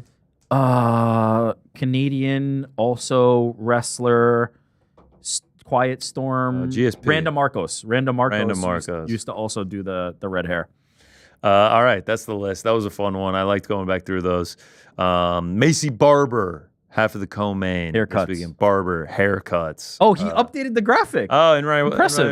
Yeah. Got him. We won't forget, Frank. You can't scrub that. Look, Dan Hooker. runs deep. All time. 311, Dan Hooker. Two worst things. And I have to say, when you look at the rankings thing, my head is fucking massive compared to y'all. It's the ego. We need to shrink mine down. You're not humbling yourself We need enough. to shrink mine down a little bit. We need to make mine just a little bit smaller. It looks a little bit crazy. All right, Frank, we got any voicemails, brother? Voicemails. I will say I did miss that. Oh, yeah. Yeah. Jordan, you did great. Jordan, you tried. You definitely tried. It just doesn't hit the same. Oh, wait, did he do it? I missed it. He tried. Yeah, we know you didn't watch. You didn't send us the code word. Thanks for watching, Frankie. Jericho from Ohio. What's up, Jericho? I've had a couple quick questions. Reached out to you guys a couple months ago. Asked GC if he wanted to come watch Chasing Status in Detroit. I believe he said yes on video, so I'm just making sure that he has his ticket for this weekend. I cannot do the Magic's Gathering online. Let me send you some cards. We'll play a real game. I need to see the eyes when I cast Counterspell on you. Let us team ditch effort to save your life. Thanks. Have a good week. See ya. Jericho also DM'd me. Sounds like you made some plans, but maybe some crossed wires there, like didn't come to fruition. There's absolutely no chance of me having committed to Chasing Status in Detroit. Did he say? No, just this weekend. I don't think he said Detroit. There's next to no chance. He's from Ohio. Oh, okay. There's next to no chance I committed to anything. But Jericho DM'd me. He was heartbroken that you weren't able to make it. He not Helwani, not Frank. No, you committed to it. There's no way I committed to anything through a DM. But we have some video from his trip. Oh, sick. Going to Chasing Status. This is in New York? I don't think so. I think Frank looked it up. I believe they were overseas at the time. There's just no fucking way I committed to For those at home, just imagine Shy FX original Nutta playing right now. Yeah, there was music. Okay. We don't want to get that helps everything, Frank. Yeah, yeah. It's all clear now. But we also have a picture of Jericho and the boys. Wow, look at those fits. There could have been a GC. This could have been you, GC. I wish I was there. That looks like a hell of a time. This could have been St. Louis. Is that the arch behind him? No, it is an arch, but I don't know if this is St. Louis. That's a baby arch. Jericho, tell us where this was. Were they in Ohio? Shout out to we tried Jericho. to look up their past tour dates, but it was right before Showtime and we couldn't get it together. But shout out to Jericho and GC. You gotta follow through. I mean, that's insanity. There's no there's just zero chance. Go ahead. What up, boys in the back? It's Brandon from Indianapolis, Indiana. What's up, Brandon? Shout out. Go Pacers. Just wanted to call and say what's up. Thanks, man. Big fan of GC and Rick. Rick, you're doing your thing. Gal gang for life, baby. Okay. I just think it's about time that we discuss replacing Frank in this top 5 list. I just think he's been missing a lot lately. He's and right. by lately, I mean basically every single time. This week so doesn't help maybe your it's time case. we throw somebody else in there. Yeah. What about PT or somebody I feel like we got it. like that? Shout out. Shout out, brother. Yeah, I mean, your list this week isn't helping anything. Yeah. I feel horrible. No, Yeah, Frank's you is. should. Frank is 1/3 of the boys in the back. Hey, boys. This is Sam calling in from Washington, D.C. Oh, shit. Shout out to the Capitals. UFC 317. Yeah. If Ilya Topuria goes out there and knocks out Charles Oliveira in the first 2 rounds, where does that place Ilya in the pound for pound rankings? And where does that put Ilya's legacy? Maybe in the top lightweights of all time, or just top fighters of all time? Does that put him in the top 15, top 10 automatically? All right. Thank you, boys. Have a good one. Appreciate the call, brother. Pound for pound, I already have him too. I'll keep him too if he gets the win there. And then in terms of legacy, at that point now he's a 2-division champion. He'll be undefeated with wins over Volkanovski, Oliveira, Holloway. The resume will really begin to build. In terms of the pantheon of greats, like, it's still TBD. We got to see where it goes from there, but he's in the conversation of becoming one. I don't have him jumping Islam with a win, but I have him 2 also. So it's like he's as clear a number 2 as you got. And if Islam should falter, he's number 1, no doubt, with a win over Charles. I don't think the conversation becomes about like one of the greatest lightweights of all time. For me, the conversation becomes, is Volk, Holloway, Charles the best 3 fights anybody's ever won in a row? Because that is nasty work. If he finishes him, we're Charles, gonna have a serious conversation. Yeah. Of like 3 fight runs. That's a ridiculous run. Ridiculous. Yeah. And to become champion, defend the 145 belt, and then become the 155 champion in 3 fights. Not just who he's facing, but what he's doing while he's facing them. Yeah. If he finishes Charles Oliveira, holy shit. Yeah. What's up, boys in the back? What's up, this bro? is Matt the Mailman in Tallahassee. Let's go. Call in, seeing when we can get some boys in the back merch. We're actually talking about that summertime today. coming up. Give me a nice tank top by the pool, drinking the claw. You heard? I heard, bro. Also, GC. Yeah, man. Can we get an update on that landlord situation? You better not pay this person another penny. You're fucking right. Stand your face. Stand your face, kid. You heard? Lastly, Frank, welcome back from vacation. Hope you had a great time. I did, man. Thank you. That's the last one you're going to get, buddy. It's time to learn Chinese. Hey. Did he say it's time to start learning Chinese? That was an incredible call. Shout out to the mailman. Go Knowles, Tallahassee. He's become a regular caller, and those are fantastic. Learning Chinese, Rick is doing such. I am learning We've Chinese. now become very competitive on Duolingo. Me and Jordan learning Spanish to try and keep up with Andy, and then Rick learning Chinese. Frank refusing to learn any second language, just showing his closed-mindedness. Who, me? So maybe download Duolingo and start learning Chinese there. BITB merch? BITB merch, we were actually talking about that because when we show the lower third, come on. Sure. The merch is Come right on, there. Jordan. Ariel, New York, DC, and Mr. He shows the boys lower in the third, back are and right it's like, there. This is it's it. like, get What do you your mean? This Ariel is the- Helwani this and is the Boys in the merch. Back merch on This is the ArielHelwani.com. merch. Is this not merch? That is not Boys in the Back merch. Are you guys the boys in the back? But by That the way, is uncrowned. Ariel's on there. this is also available. He's a boy in at, the back when he comes in. Shop ArielHelwani.shop.com? No, shop Ariel Helwani. Shop. It's just ArielHelwani.com. Yeah, ArielHelwani.com. Kept it, Sure it's not go get your Dan merch. Hardy. kept it clean. Dan Hooker. I have an idea for merch. Yeah. I have What if we several. did these 3 heads? Yeah. on the bottle? This is more properly sized. This run, right? Like the colorized versions? I think there's several things that you can do here. I think just a shirt with our 3 heads on it, like embroidered across it, would be great. What if it was each of us had a shirt?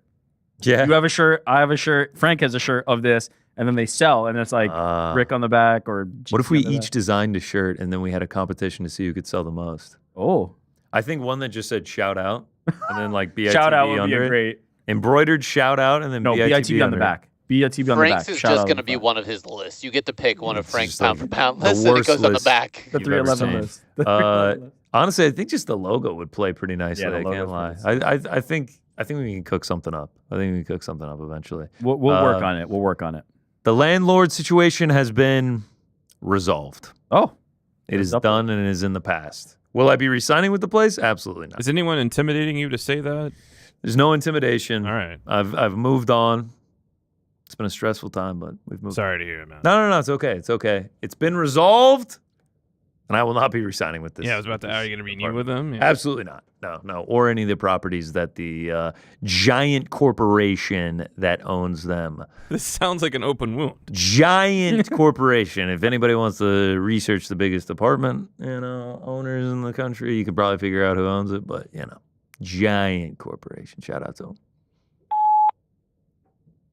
What's up, boys? Jamie, South Jersey. What's up, Jamie? I proposed to the lady. She said yes. Yes! All good there. Jamie! All right, Jamie. She isn't going to call into the show, but she doesn't think you guys are fucking average. Because guess what? I'm fucking average too, boys. It's all good. She likes average dudes. We're in there. Everything's all gravy. Average is the new great, Jamie. I just want to say thank you guys for the shout. You guys are the best. Jamie! I like to think I was personally responsible for it. Shout out to Frank? you, Jamie. Congratulations, Frank's, man. Love list, I think, influenced it. Yeah. Shout out to Jamie. It surely wasn't the buckets. No, that's maintaining a healthy relationship. You don't know about that. It's okay. We'll talk offline. Shout out to Jamie. Congratulations, man. Very happy for you. What's up, boys in the back? This is Lucas calling from Calgary, Canada. Shout out to MF Zoom Frank, GC the Georgia Dog, On Air Jordan, and our favorite Latina Andy, mom to the legendary Rohan. You're the only one who appreciates the greatest trilogy in movies. Oh. New York Rick, though, I wanted to give you a special shout out for putting me onto the challenge. I started it in the MMA Hour days per your recommendation. Went back a few seasons, starting at Double Agent, and have fully caught up now. But I made sure to go back through those historic moments like Bananas Backpack and others. Question for you ahead of friend of the show, Ben Bain Davis, making his debut. Firstly, after finishing Battle of the Eras and seeing each era having an iconic Mount Rushmore type champ, CT Era 1, Bananas Era 2, and the GOAT Jordan from Era 3, who do you think of the newer players do you see possibly making it up there? I thought for a while it was going to be like Horacio, but it seems he's done with this show. Second question, how do you think our own GC would do on the show? You can tell he's super friendly with everyone, so he would have good social game, but he's also an absolute unit and physical specimen. Who else can say that Sean Brady's out there ducking them? Sean Brady, get your ass to New York. Thanks all. Love the show. We're going to find out. What a call. First of all, what a call. That was very eloquent and to the point. No stammering, no He had it. He just kept it rolling. Next week, Jersey event.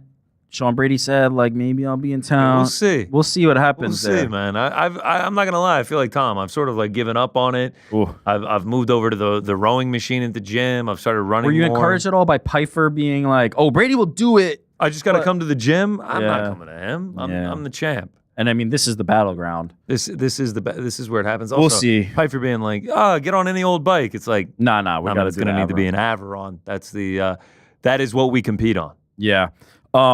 Challenge 1. I was with you on Horacio. Probably not anymore. Kyland, I think, is the one. Kyland is the one I have my eye on. But let's be real. Ben the Bain Davis. I think that guy can go far. I think he'll win the whole thing. I think he'll be a challenger for years to come. As far as GC goes, I mean, come on. You talked about it. The guy's a unit. The guy's got the physical fitness to do it. He'd be entertaining people the whole time. He'd be the life of the party. I think he'd be fantastic. All right, so A, I very much appreciate it. B, it doesn't matter. I actually want to see how far Ben the Bain Davis is he's going. I think it's going to be hilarious. And C, the glowing review that guy just gave, how much you love it, I am actually getting very excited for my first season of the challenge because I have no idea how it would work because I don't know jack shit about it. Never seen an episode before in my life, but I'm going to watch every single week because of Ben the Bain. 100%. And that's the best endorsement for Bona Murray and the people that produce the show to be like, yeah, guys like Ben the Bain Davis and other challengers who are going to be debuting do bring in their own audiences, right? Bain is now bringing people to this show that had a cast of characters that people didn't know about. Shout out to Ben the Bain. Can't wait to see him. Love the challenge. Love Bain. I can't wait. This is going to be incredible. What's up, boys? Jimmer. Love the show. Great shows this week. But gotta say, it was missing some of its charm without Frankie with the drop. So glad to have you back this week, Frankie. We love you. Question this week is, with Sean O'Malley's title fight coming up, what do you guys think it would take for Sean O'Malley to get taken seriously by the fans? I feel like he could knock Murad out unconscious, and people would still find a way to discredit him. This goes for guys like Patty the Batty, guys like that just have Bo Nickel, guys that it seems like the fans just want to see fail. At what point are the fans going to actually root for Sean? I mean, obviously he has a huge contingent, but when is the general MMA consensus going to give him some love? All right, guys. Love you. Bye. Yeah, so like he's sort of referring to like Patty Pimblett, Bo Nickel, like guys that are getting pushed by the UFC, like or people that they call like overrated. Yeah, like sort of like overrated, just like kind of like, oh, they're gonna get fraud checked, everything like that. I think you can't say anything against Sean O'Malley at this point. He was a champion. He was a UFC champion who got a title defense. What do you mean take him seriously at this point? If he ices Merab like he said, though, I don't think there's anybody doubting him anymore. There's no naysayers at that point. Now he's like starting to build a resume of like, dude, this guy is one of the elite bantamweights that we've seen. If he has set up quite a narrative here of, look, I was not 100% heading into that fight, and I think people believe him, right? This guy immediately went into surgery after that and has been doing the recovery since. If he comes back and ices Merab, a lot of people are going to look at it and be like, yeah, he wasn't 100%. If he was, he would have knocked out Merab then too. I think that the narrative would completely change if he's able to do it in that fashion against Merab. Even if he wins a decision against Merab, I think people are looking at Merab as like, who's going to stop this guy? I know I am. Oh, for if sure. If O'Malley can do it, I don't think there's any doubters anywhere at that point. Yeah, and he does have a massive, massive fan base. Yeah. I understand, though. There are Sean O'Malley doubters, right? Of course. Merab was always going to be the guy that comes and beats him. That's what people's expectation were. And then Merab did, and that's the problem. But I don't think that if he beats Merab, I think those people disappear nearly immediately. Oh, yeah. There's nothing you can say at that point.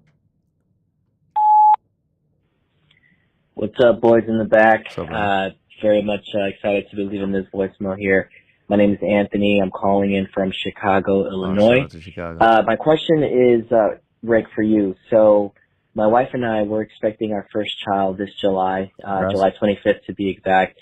So just simply put, man, what advice can you share for first-time parents?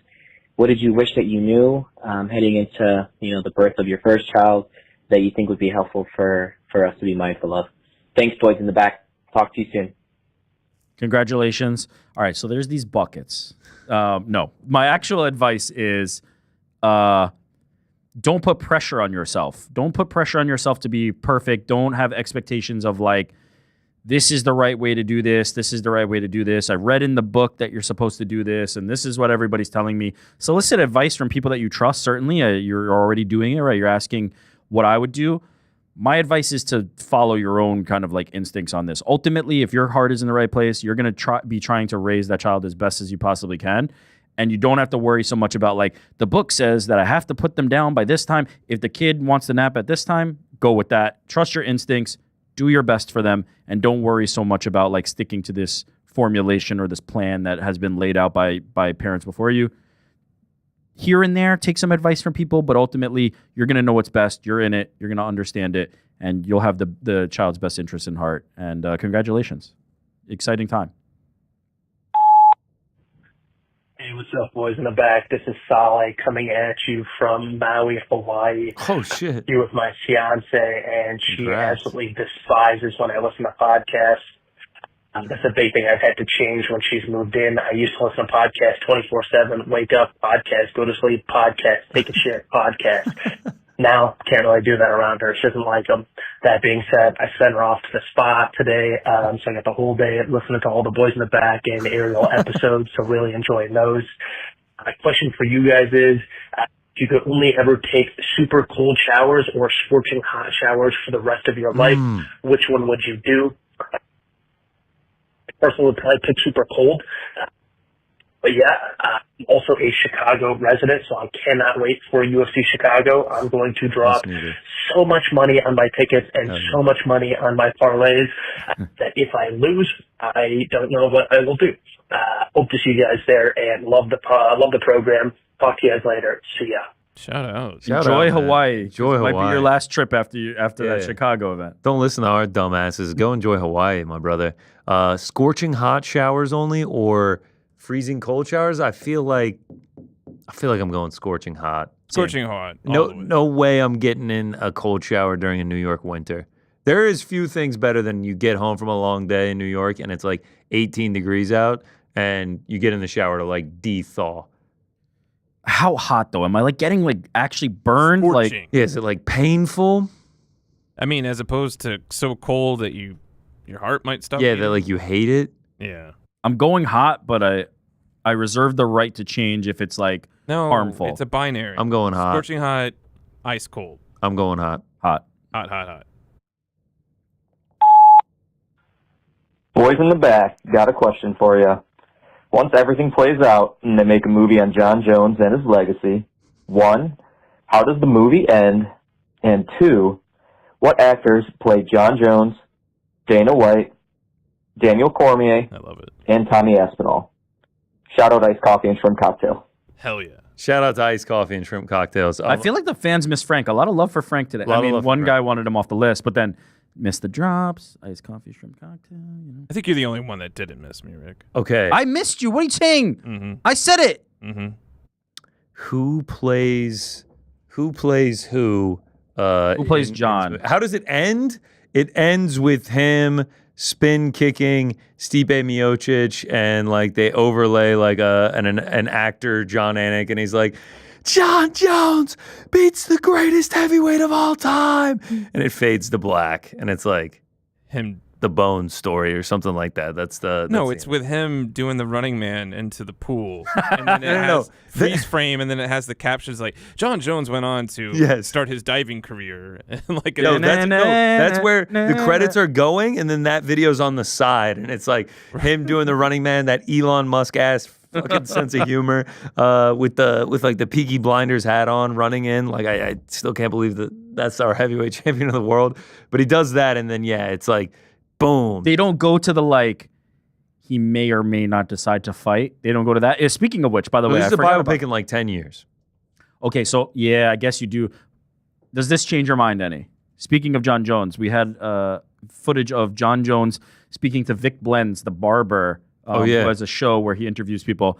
Jon said this about his fighting future. This just released. Let's hear it. And no, we're gonna read it. Oh, let's read it. He says, I don't know what life holds as far as fighting. I have a lot more options than a lot of other fighters as far as the ability to leave and return.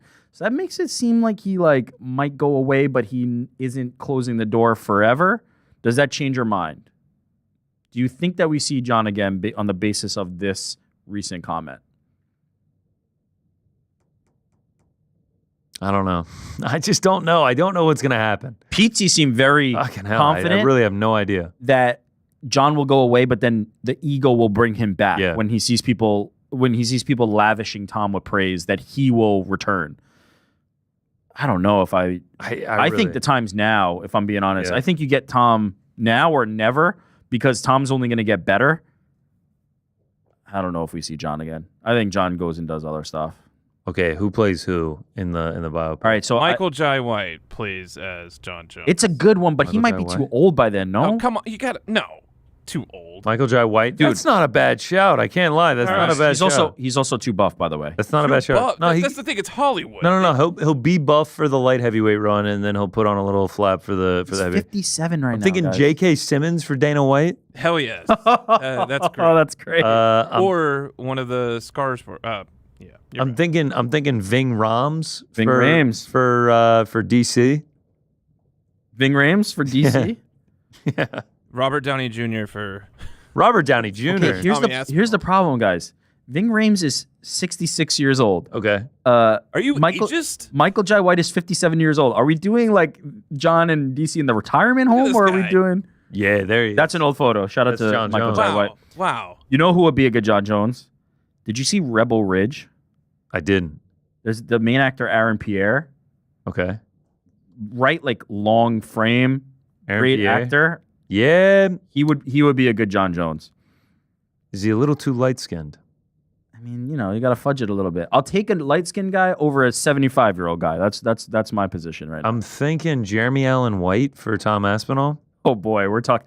In terms of size, it's going to be a real problem. We got camera Randy techniques. Quaid for what White? The fuck? Get the fuck out of here with this shit. No. Now you're picking intentionally old guys. Shane Gillis for Tom Aspinall. Shane Gillis, Tom Aspinall. That's fantastic. Yeah, that is fantastic. Yep. No, this is good. And you no, gotta be do the perfect. Hollywood thing and get like Jake Gyllenhaal to play as Tommy. No, the best part of this is Shane Gillis is going to go on one of those crazy like workout routine regimen and diets, and he's going to be jacked, and it's going to be the thing that transforms Shane Gillis. John Goodman as Dana White playing Tom Aspinall. Who? John Goodman. Get the fuck out of here with this. John Goodman as Dana White. You you're gotta doing get a bit. good actors. That's you're like all you need is someone to look like someone. Like these are actors, and They got to look like them and also be young enough to represent there's them. enough CGI, all this shit. Come on. I think it's a great idea, Frank. If Jake Gyllenhaal could be the Prince of Persia, then we've got John Goodman as Dana White. Did he pull it off? Do we have the Shane Gillis? Shane Gillis is a good one. Yeah. Shane Gillis. No, I sent Jordan something on Slack. Ewan McGregor as Tommy Aspinall. Dana White. No. Dana White. Ian McKellen. Who's this? All right, now I know you're fucking around. Andre Agassi is Dana White. Yeah, Andre Agassi is Dana White. That's my final vote. Andre Agassi, just My pick a final bald vote. guy. Kevin Hart is Jon Jones says Hotel Pool. It could be fun to do a whole casting. Should we do that? Should we do that as a segment that's one gonna day? be that should be a segment. All right, let's do a segment on There we casting go. the movie. Shane Gillis is Tom Aspinall. Shit. Dean Norris as Dana White. No, okay. Dean Norris is actually, Dana White. That okay, ain't bad. Actually, that ain't bad. What's the other guy from The Shield? Michael Chiklis? Yeah. Dean Norris. That's not bad. Chiklis and Dean Norris. When is Dean not Norris bad. does the rating, I think he'll do it really well. Turning red. Yeah, I think he'll do it really All right. Actually, Dean Norris is pretty good. Good job, Jordan. Vincent D'Onofrio as D'Onofrio? Dana. The guy Vincent from D'Onofrio Kingpin, right? as Dana. I mean, Law and Order, he's, no? Alex Odom says Hank from Breaking Bad as Dana. Yeah. a very decorated actor. He's That's been actually a working good one, beyond Daredevil, yeah. Damn, Frank's Colin Avery in the chat says Frank is the says goat of John taking jokes way Goodman? too far. John Goodman as I feel what? like we gotta. What'd you say, Jordan? John Goodman is who? Who did I don't even remember. All right, who let's I play the said. next voicemail. Yeah, let's just. What's up, boys? Matt calling in from San Diego, watching the Pacers-Knicks game right now. Sick. Question for you guys. Do you guys actually want the Knicks to lose so Ariel gets mad live on the air? I know I can't be the only one who thinks it's funny. No, just because he's not getting mad live on the air. If we had a stream of him watching it, maybe. But no, he has time to decompress and figure everything out by the time he gets Also, the Ariel's obsession with his teams has surpassed a Healthy level? entertainment. Yeah, like there isn't like a version of this that I like the outcome of. I want him to see a championship and be happy and not be miserable. Do we think one will be enough? Do we think that'll suffice for him? Knicks, yes. Okay. If the Knicks win a title, yeah, we're good. We're good for a long time on that one. Bills will be pretty magical, but Knicks will take them. What's up, boys? Davis. Got a lot of MMA talk, so I'm going to get right into it. Next week, PFL 2025 World Tournament Semifinals Yeah. in Nashville, Tennessee. Fuck yeah. Jason, the ass-kicking machine Jackson, faces Fad James. Fad is undefeated, absolute fad.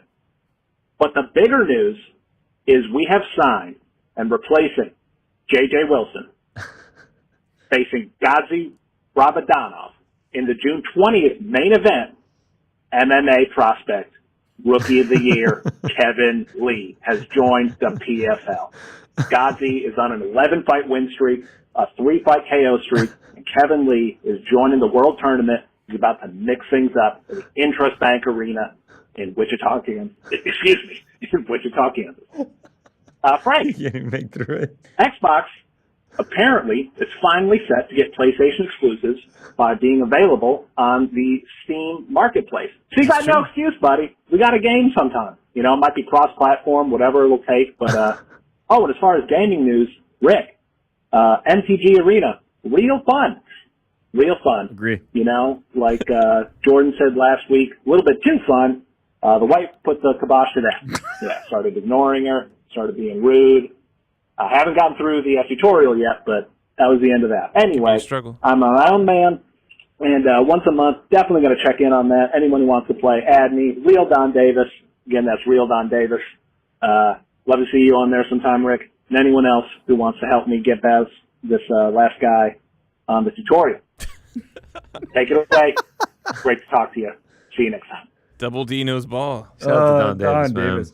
Rookie of the year, Kevin Lee. That had me dying. Incredible. Rookie of the year, MMA prospect Kevin Lee, fighting in Wichita, Kansas, and him breaking up during the Wichita, Kansas part had me dying. Shout out to Davis. Frank, is that true? That PlayStation exclusives can now be played on an Xbox through Steam? The other way around. Xbox has now released their games. Okay. Multi-platform. Damn it! I have an Xbox. I was like, can I play Last of Us? Maybe you and Don Davis should play some Sea of Thieves. What is that? You don't have to get into it right now, but it's like a pirate game. All right, talk to me offline. I thought I was gonna get to play Last of Us, and now I'm realizing I'm not because it's the reverse. But yeah, I'll play some MTG with you. The other part that was absolutely incredible about that is that this Don Davis is like the best promoter PFL has. Oh yeah, he's breaking down the whole thing. Oh yeah, Thad Gene's fighting next. I can't wait for the Thad Gene fight. Shout out to Donnie D for calling in. What's up, boys in the back? This is Eric from northern Wisconsin. Shout out. Got a few true or false questions for you. Okay. True or false? If Sean O'Malley loses to Merab again, this will be his last fight at 135 pounds. True. Number 2, Tom Aspinall will break Stipe's heavyweight record of 3 undisputed title defenses. True. By the time he retires. And 3, Sean Brady will continue to dog GC until Conor moves up onto the next number 1 contender, maybe another welterweight who has enough cojones, like Ian Gary or Shotgut. Just kidding, Brady. Love you, brother. No, you go don't. Pack, go. True. See ya. That is true. I'm going to say false. I think we get the showdown. I've lost all faith. But we're both true on O'Malley is probably done at 35 if he loses. Yep. And Tom will break the record for title defense. Yeah, just with O'Malley's size, obviously he's not going to become the champion. Well, Merab is still there. 145 makes sense. There's so many Aspinall, good fights for him at 45. Yeah. I think he gets there. Hello, first-time caller. My name is Samwise Gamgee from Hobbiton in the Shire. I just had to say, fuck you, New York Rick. I didn't walk the fucking ring all the way to Mordor for you to talk shit. Well now, Mr. Rick, I'm sorry for cursing, and I can't rightly say I understand it. But I suppose every soul has its own journey. It's about holding on, even when the night's darkest. About friendship and courage and choosing what's right, even when there's no promise you'll make it out alive. You don't have to be from the Shire to feel that in your bones, sir. It just takes a little bit of heart. And I believe even a fella from New York might even have a bit of that tucked away somewhere. Also, shout out to GC, Andy, Mysterious Frank, Honor Jordan, and my main man, Pete. Peace out. Man, shout out to Samwise. Shout out to Samwise. Yeah. Come on, man. Fuck you too. I'm about to start reading The Hobbit. Shout out. That was incredible. And lastly. What's up, boys? What's up, bro? Brett from Nebraska. Shout out to Amir Abdullah. Shout out to Amir Abdullah. Oh, I haven't heard that one in a minute. She said yes. Yeah. Another proposal success. She didn't cry. I didn't cry. No tears. No tears at all? She didn't know. It did manage to stay a surprise. She didn't cry? Just hoping one of you guys give me some advice on how to make sure that we don't end up divorced by the end of the decade. Now it's bucket time. Shout out Lou Dort. Shout out to Thunder. Shout out SGA. Shout out iHeart. Shout out all of them. Just the whole thing. I've been waiting on this moment for like the last 12 years. Probably more important than my engagement. Don't tell her I said that. Okay, bye. That's how you avoid a divorce by not making the Oklahoma City Thunder more important than your engagement. No tears at all? No tears. It's just like, yeah, I'll do it. All right, sounds good. Sometimes it's convenient. Just a business transaction. Sign here, please. Thank you. That's all you guys need. The stiffness of the hand. Sir, you may now shake your bride's hand. You guys aren't even going to kiss at the wedding. Thank you. One of the handshakes where you don't even look them in the eye either. Just, yeah, there you go. Oh, fuck. 2 engagements. 2 engagements, man. I'm happy for our people out there. Congratulations. Okay, here's the... We'll be expecting the invites in the mail. No, but here's the thing. When we go to Vegas, does somebody have to get married? Do we have to be officiants or at least parties? No, we can't be officiants because we'd have to do like the thing. If anybody wants to go get married... Witnesses. I was going to say, if anybody wants to get married at International Fight Week in Vegas, we will fucking come. We will come. We will be there. Somebody's wedding. I will absolutely go to your But wedding. you have to let us record it. If you get married in Vegas. And there'll probably be tears. Cameras will Or be there. just a stiff, firm handshake. We will be in your wedding party if you'll allow us in Vegas. Little Whitechapel out. If you get married at the Little Whitechapel, we will all come and it'll be great. We'll pop champagne with you.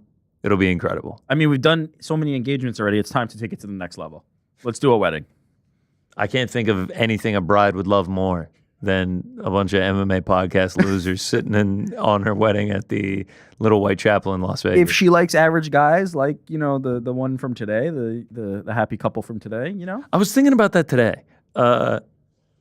Sometimes the fans, like, they borderline, like, describe me as, like, a monster. They're like, your voice sounds like nails on a chalkboard. They did like, say that yesterday, like you've been swallowing that, you bald monster. And then, like, at the end of the day, I'm just like, we're just a couple average guys. Like, we're just two really average guys.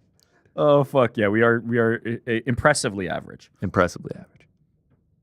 Is that it? Any super chats, That's Frankie? it. Super chats. Yeah, so Bougie Alpaca writes, Oh, any he's back. chance? Come on. Wait a minute. Did we already do this one? Yeah, man. Oh, damn. Let's go to the next one. Whoops. Shout out to Bougie Alpaca, though. Jason Carney says, GC, who you got it? Whoops. Kyle Larson. Then we got Trend Daddy. I'm going to stop by MMA Factory in Paris in 2 weeks. Should I tell him GC sent me? Frank, Rick, can you put in a word? Or do I need Helwani's French pass? Probably going to need Helwani's French pass. I did go to MMA Factory when I was in Paris a few years ago. It was closed, but I could hear people, like, hitting the shit out of bags in there. It's kind of out of the way, but it was pretty cool because this was when, like, Cyril Gane was sort of at his peak. And, yeah. I'm jealous you're going to Paris because I absolutely love Paris. Shout out to it. Yeah, we don't have that kind of sway. Yeah. Fernand, you might have. Yeah, hit up Fernand Lopez. Charger Casty 21. Frank, making shit up today. Laugh emoji, laugh emoji, laugh. Nothing new there. Absolutely not. Benny Avina. Imagine GC's big ass bald head on the front of your t-shirt. I'd buy it in a heartbeat. That's the perfect thing. I'm a fucking monster to you people. Yeah, I'd buy it too. Yeah, well, the seeds have been planted. We need to figure out the merch. We need to figure out the merch is on the way. I mean, we've been doing this show for like 8 months now. This is episode like 27. Set, like, a goal? Do we want to have merch by the year mark? Like, how do we? Yeah. That's how we'll commiserate the year. I like it. Commemorate. Yeah. What did I say? Commiserate? It's been a good year. I don't want to commiserate. I want to commemorate. Yeah. Huge ass says, why do Americans hammer hot dogs on Memorial Day? I feel like dogs are just a summer thing, but like it's 4th of July when you're really pounding the Franks. No Memorial Day hot dogs though? I didn't have a dog on Memorial Day. What did you do, by the way? What was your? Paid his respects in D.C. like a man should. Yeah, actually. Right, yeah, you were there. I forgot. He went to the Tomb of the Unknown Soldier. You ever been? No, man, I've never been to D.C. I have been. Oh, yeah, you've never been to D.C., which Tell us about the cathedral. Like, yeah, this guy did a proper Memorial Day. National Cathedral was eating hot dogs. Absolutely tremendous. If you're in the States, I highly recommend going to D.C. It's the nation's capital. It's very impressive. My brother lives there. It's quite cool. Did the whole mall, did the National Mall, did the National Cathedral, which is just unbelievable. Yeah, Arlington Cemetery. Didn't go in past it. Been before. Shout out, though. Shout out. Yeah, no hot dogs for me on Memorial Day. Do enjoy the day off, though. Thank you for your service. I didn't, sir. You can thank my brother, though, Marine. Gunnery Sergeant. That's why I was down there. Shout out. Zeno Gray, Michael B. Jordan, and Jon Jones. Oh, eye shit. emoji. Michael B. Jordan. I like that. Everyone in this movie is going to be like 5'10", and we're just going to make believe that they're 6'4". That Aaron Pierre guy's pretty tall. I feel like that's the winner, but I mean, you know. Michael B. Jordan's not bad. Yeah, Michael B. Jordan's pretty good. And last but not least, Cosmo Kramer, favorite crowd camera moment in UFC history. Man, this is a tough one. The Just Bleed guy is going to be hard to top. Just Bleed is an all-timer. The time when Roadhouse was getting ready to come out and they showed Gyllenhaal and McGregor together, but McGregor's wife's hand was just like coming in off camera, like rubbing his chest, and it was just it was just an odd one. What else was there? There's been some all-timers, but I'm blanking on them now. Yeah, this is one that like off the top of my head. I gotta see it. I gotta remember the. Yeah. Just Bleed though is iconic. DT walkouts. Fan cam. Oh, GSP faking like he's scared. I think it was like ahead of the Matt Hughes rematch or something. Like he was faking like he was scared. It was like a little bit of personality at a GSP that we've never seen before. I feel like McGregor did one like that when he was waiting for a title shot. Oh, he did the crazy eye to the side. The GSP, this one was pretty good. There's been some great ones. Is that it, Frankie? That was, in fact, it. All right. I think that'll do it for us here on the Old Boys in the Back. I mean, yeah, nice, tight, easy. Shout out 61. Holy shit. 62. And that'll be our outro music for today. Happy birthday, dear Frankie. Happy birthday to you. Thank you. 39 years old, man. We're glad to have you back. We're glad to have you, period. Thank y'all for watching. We appreciate it more than you know. Watch The Crack tomorrow and a brand new Ariel Helwani show on Monday. See you then. Happy birthday, Frank.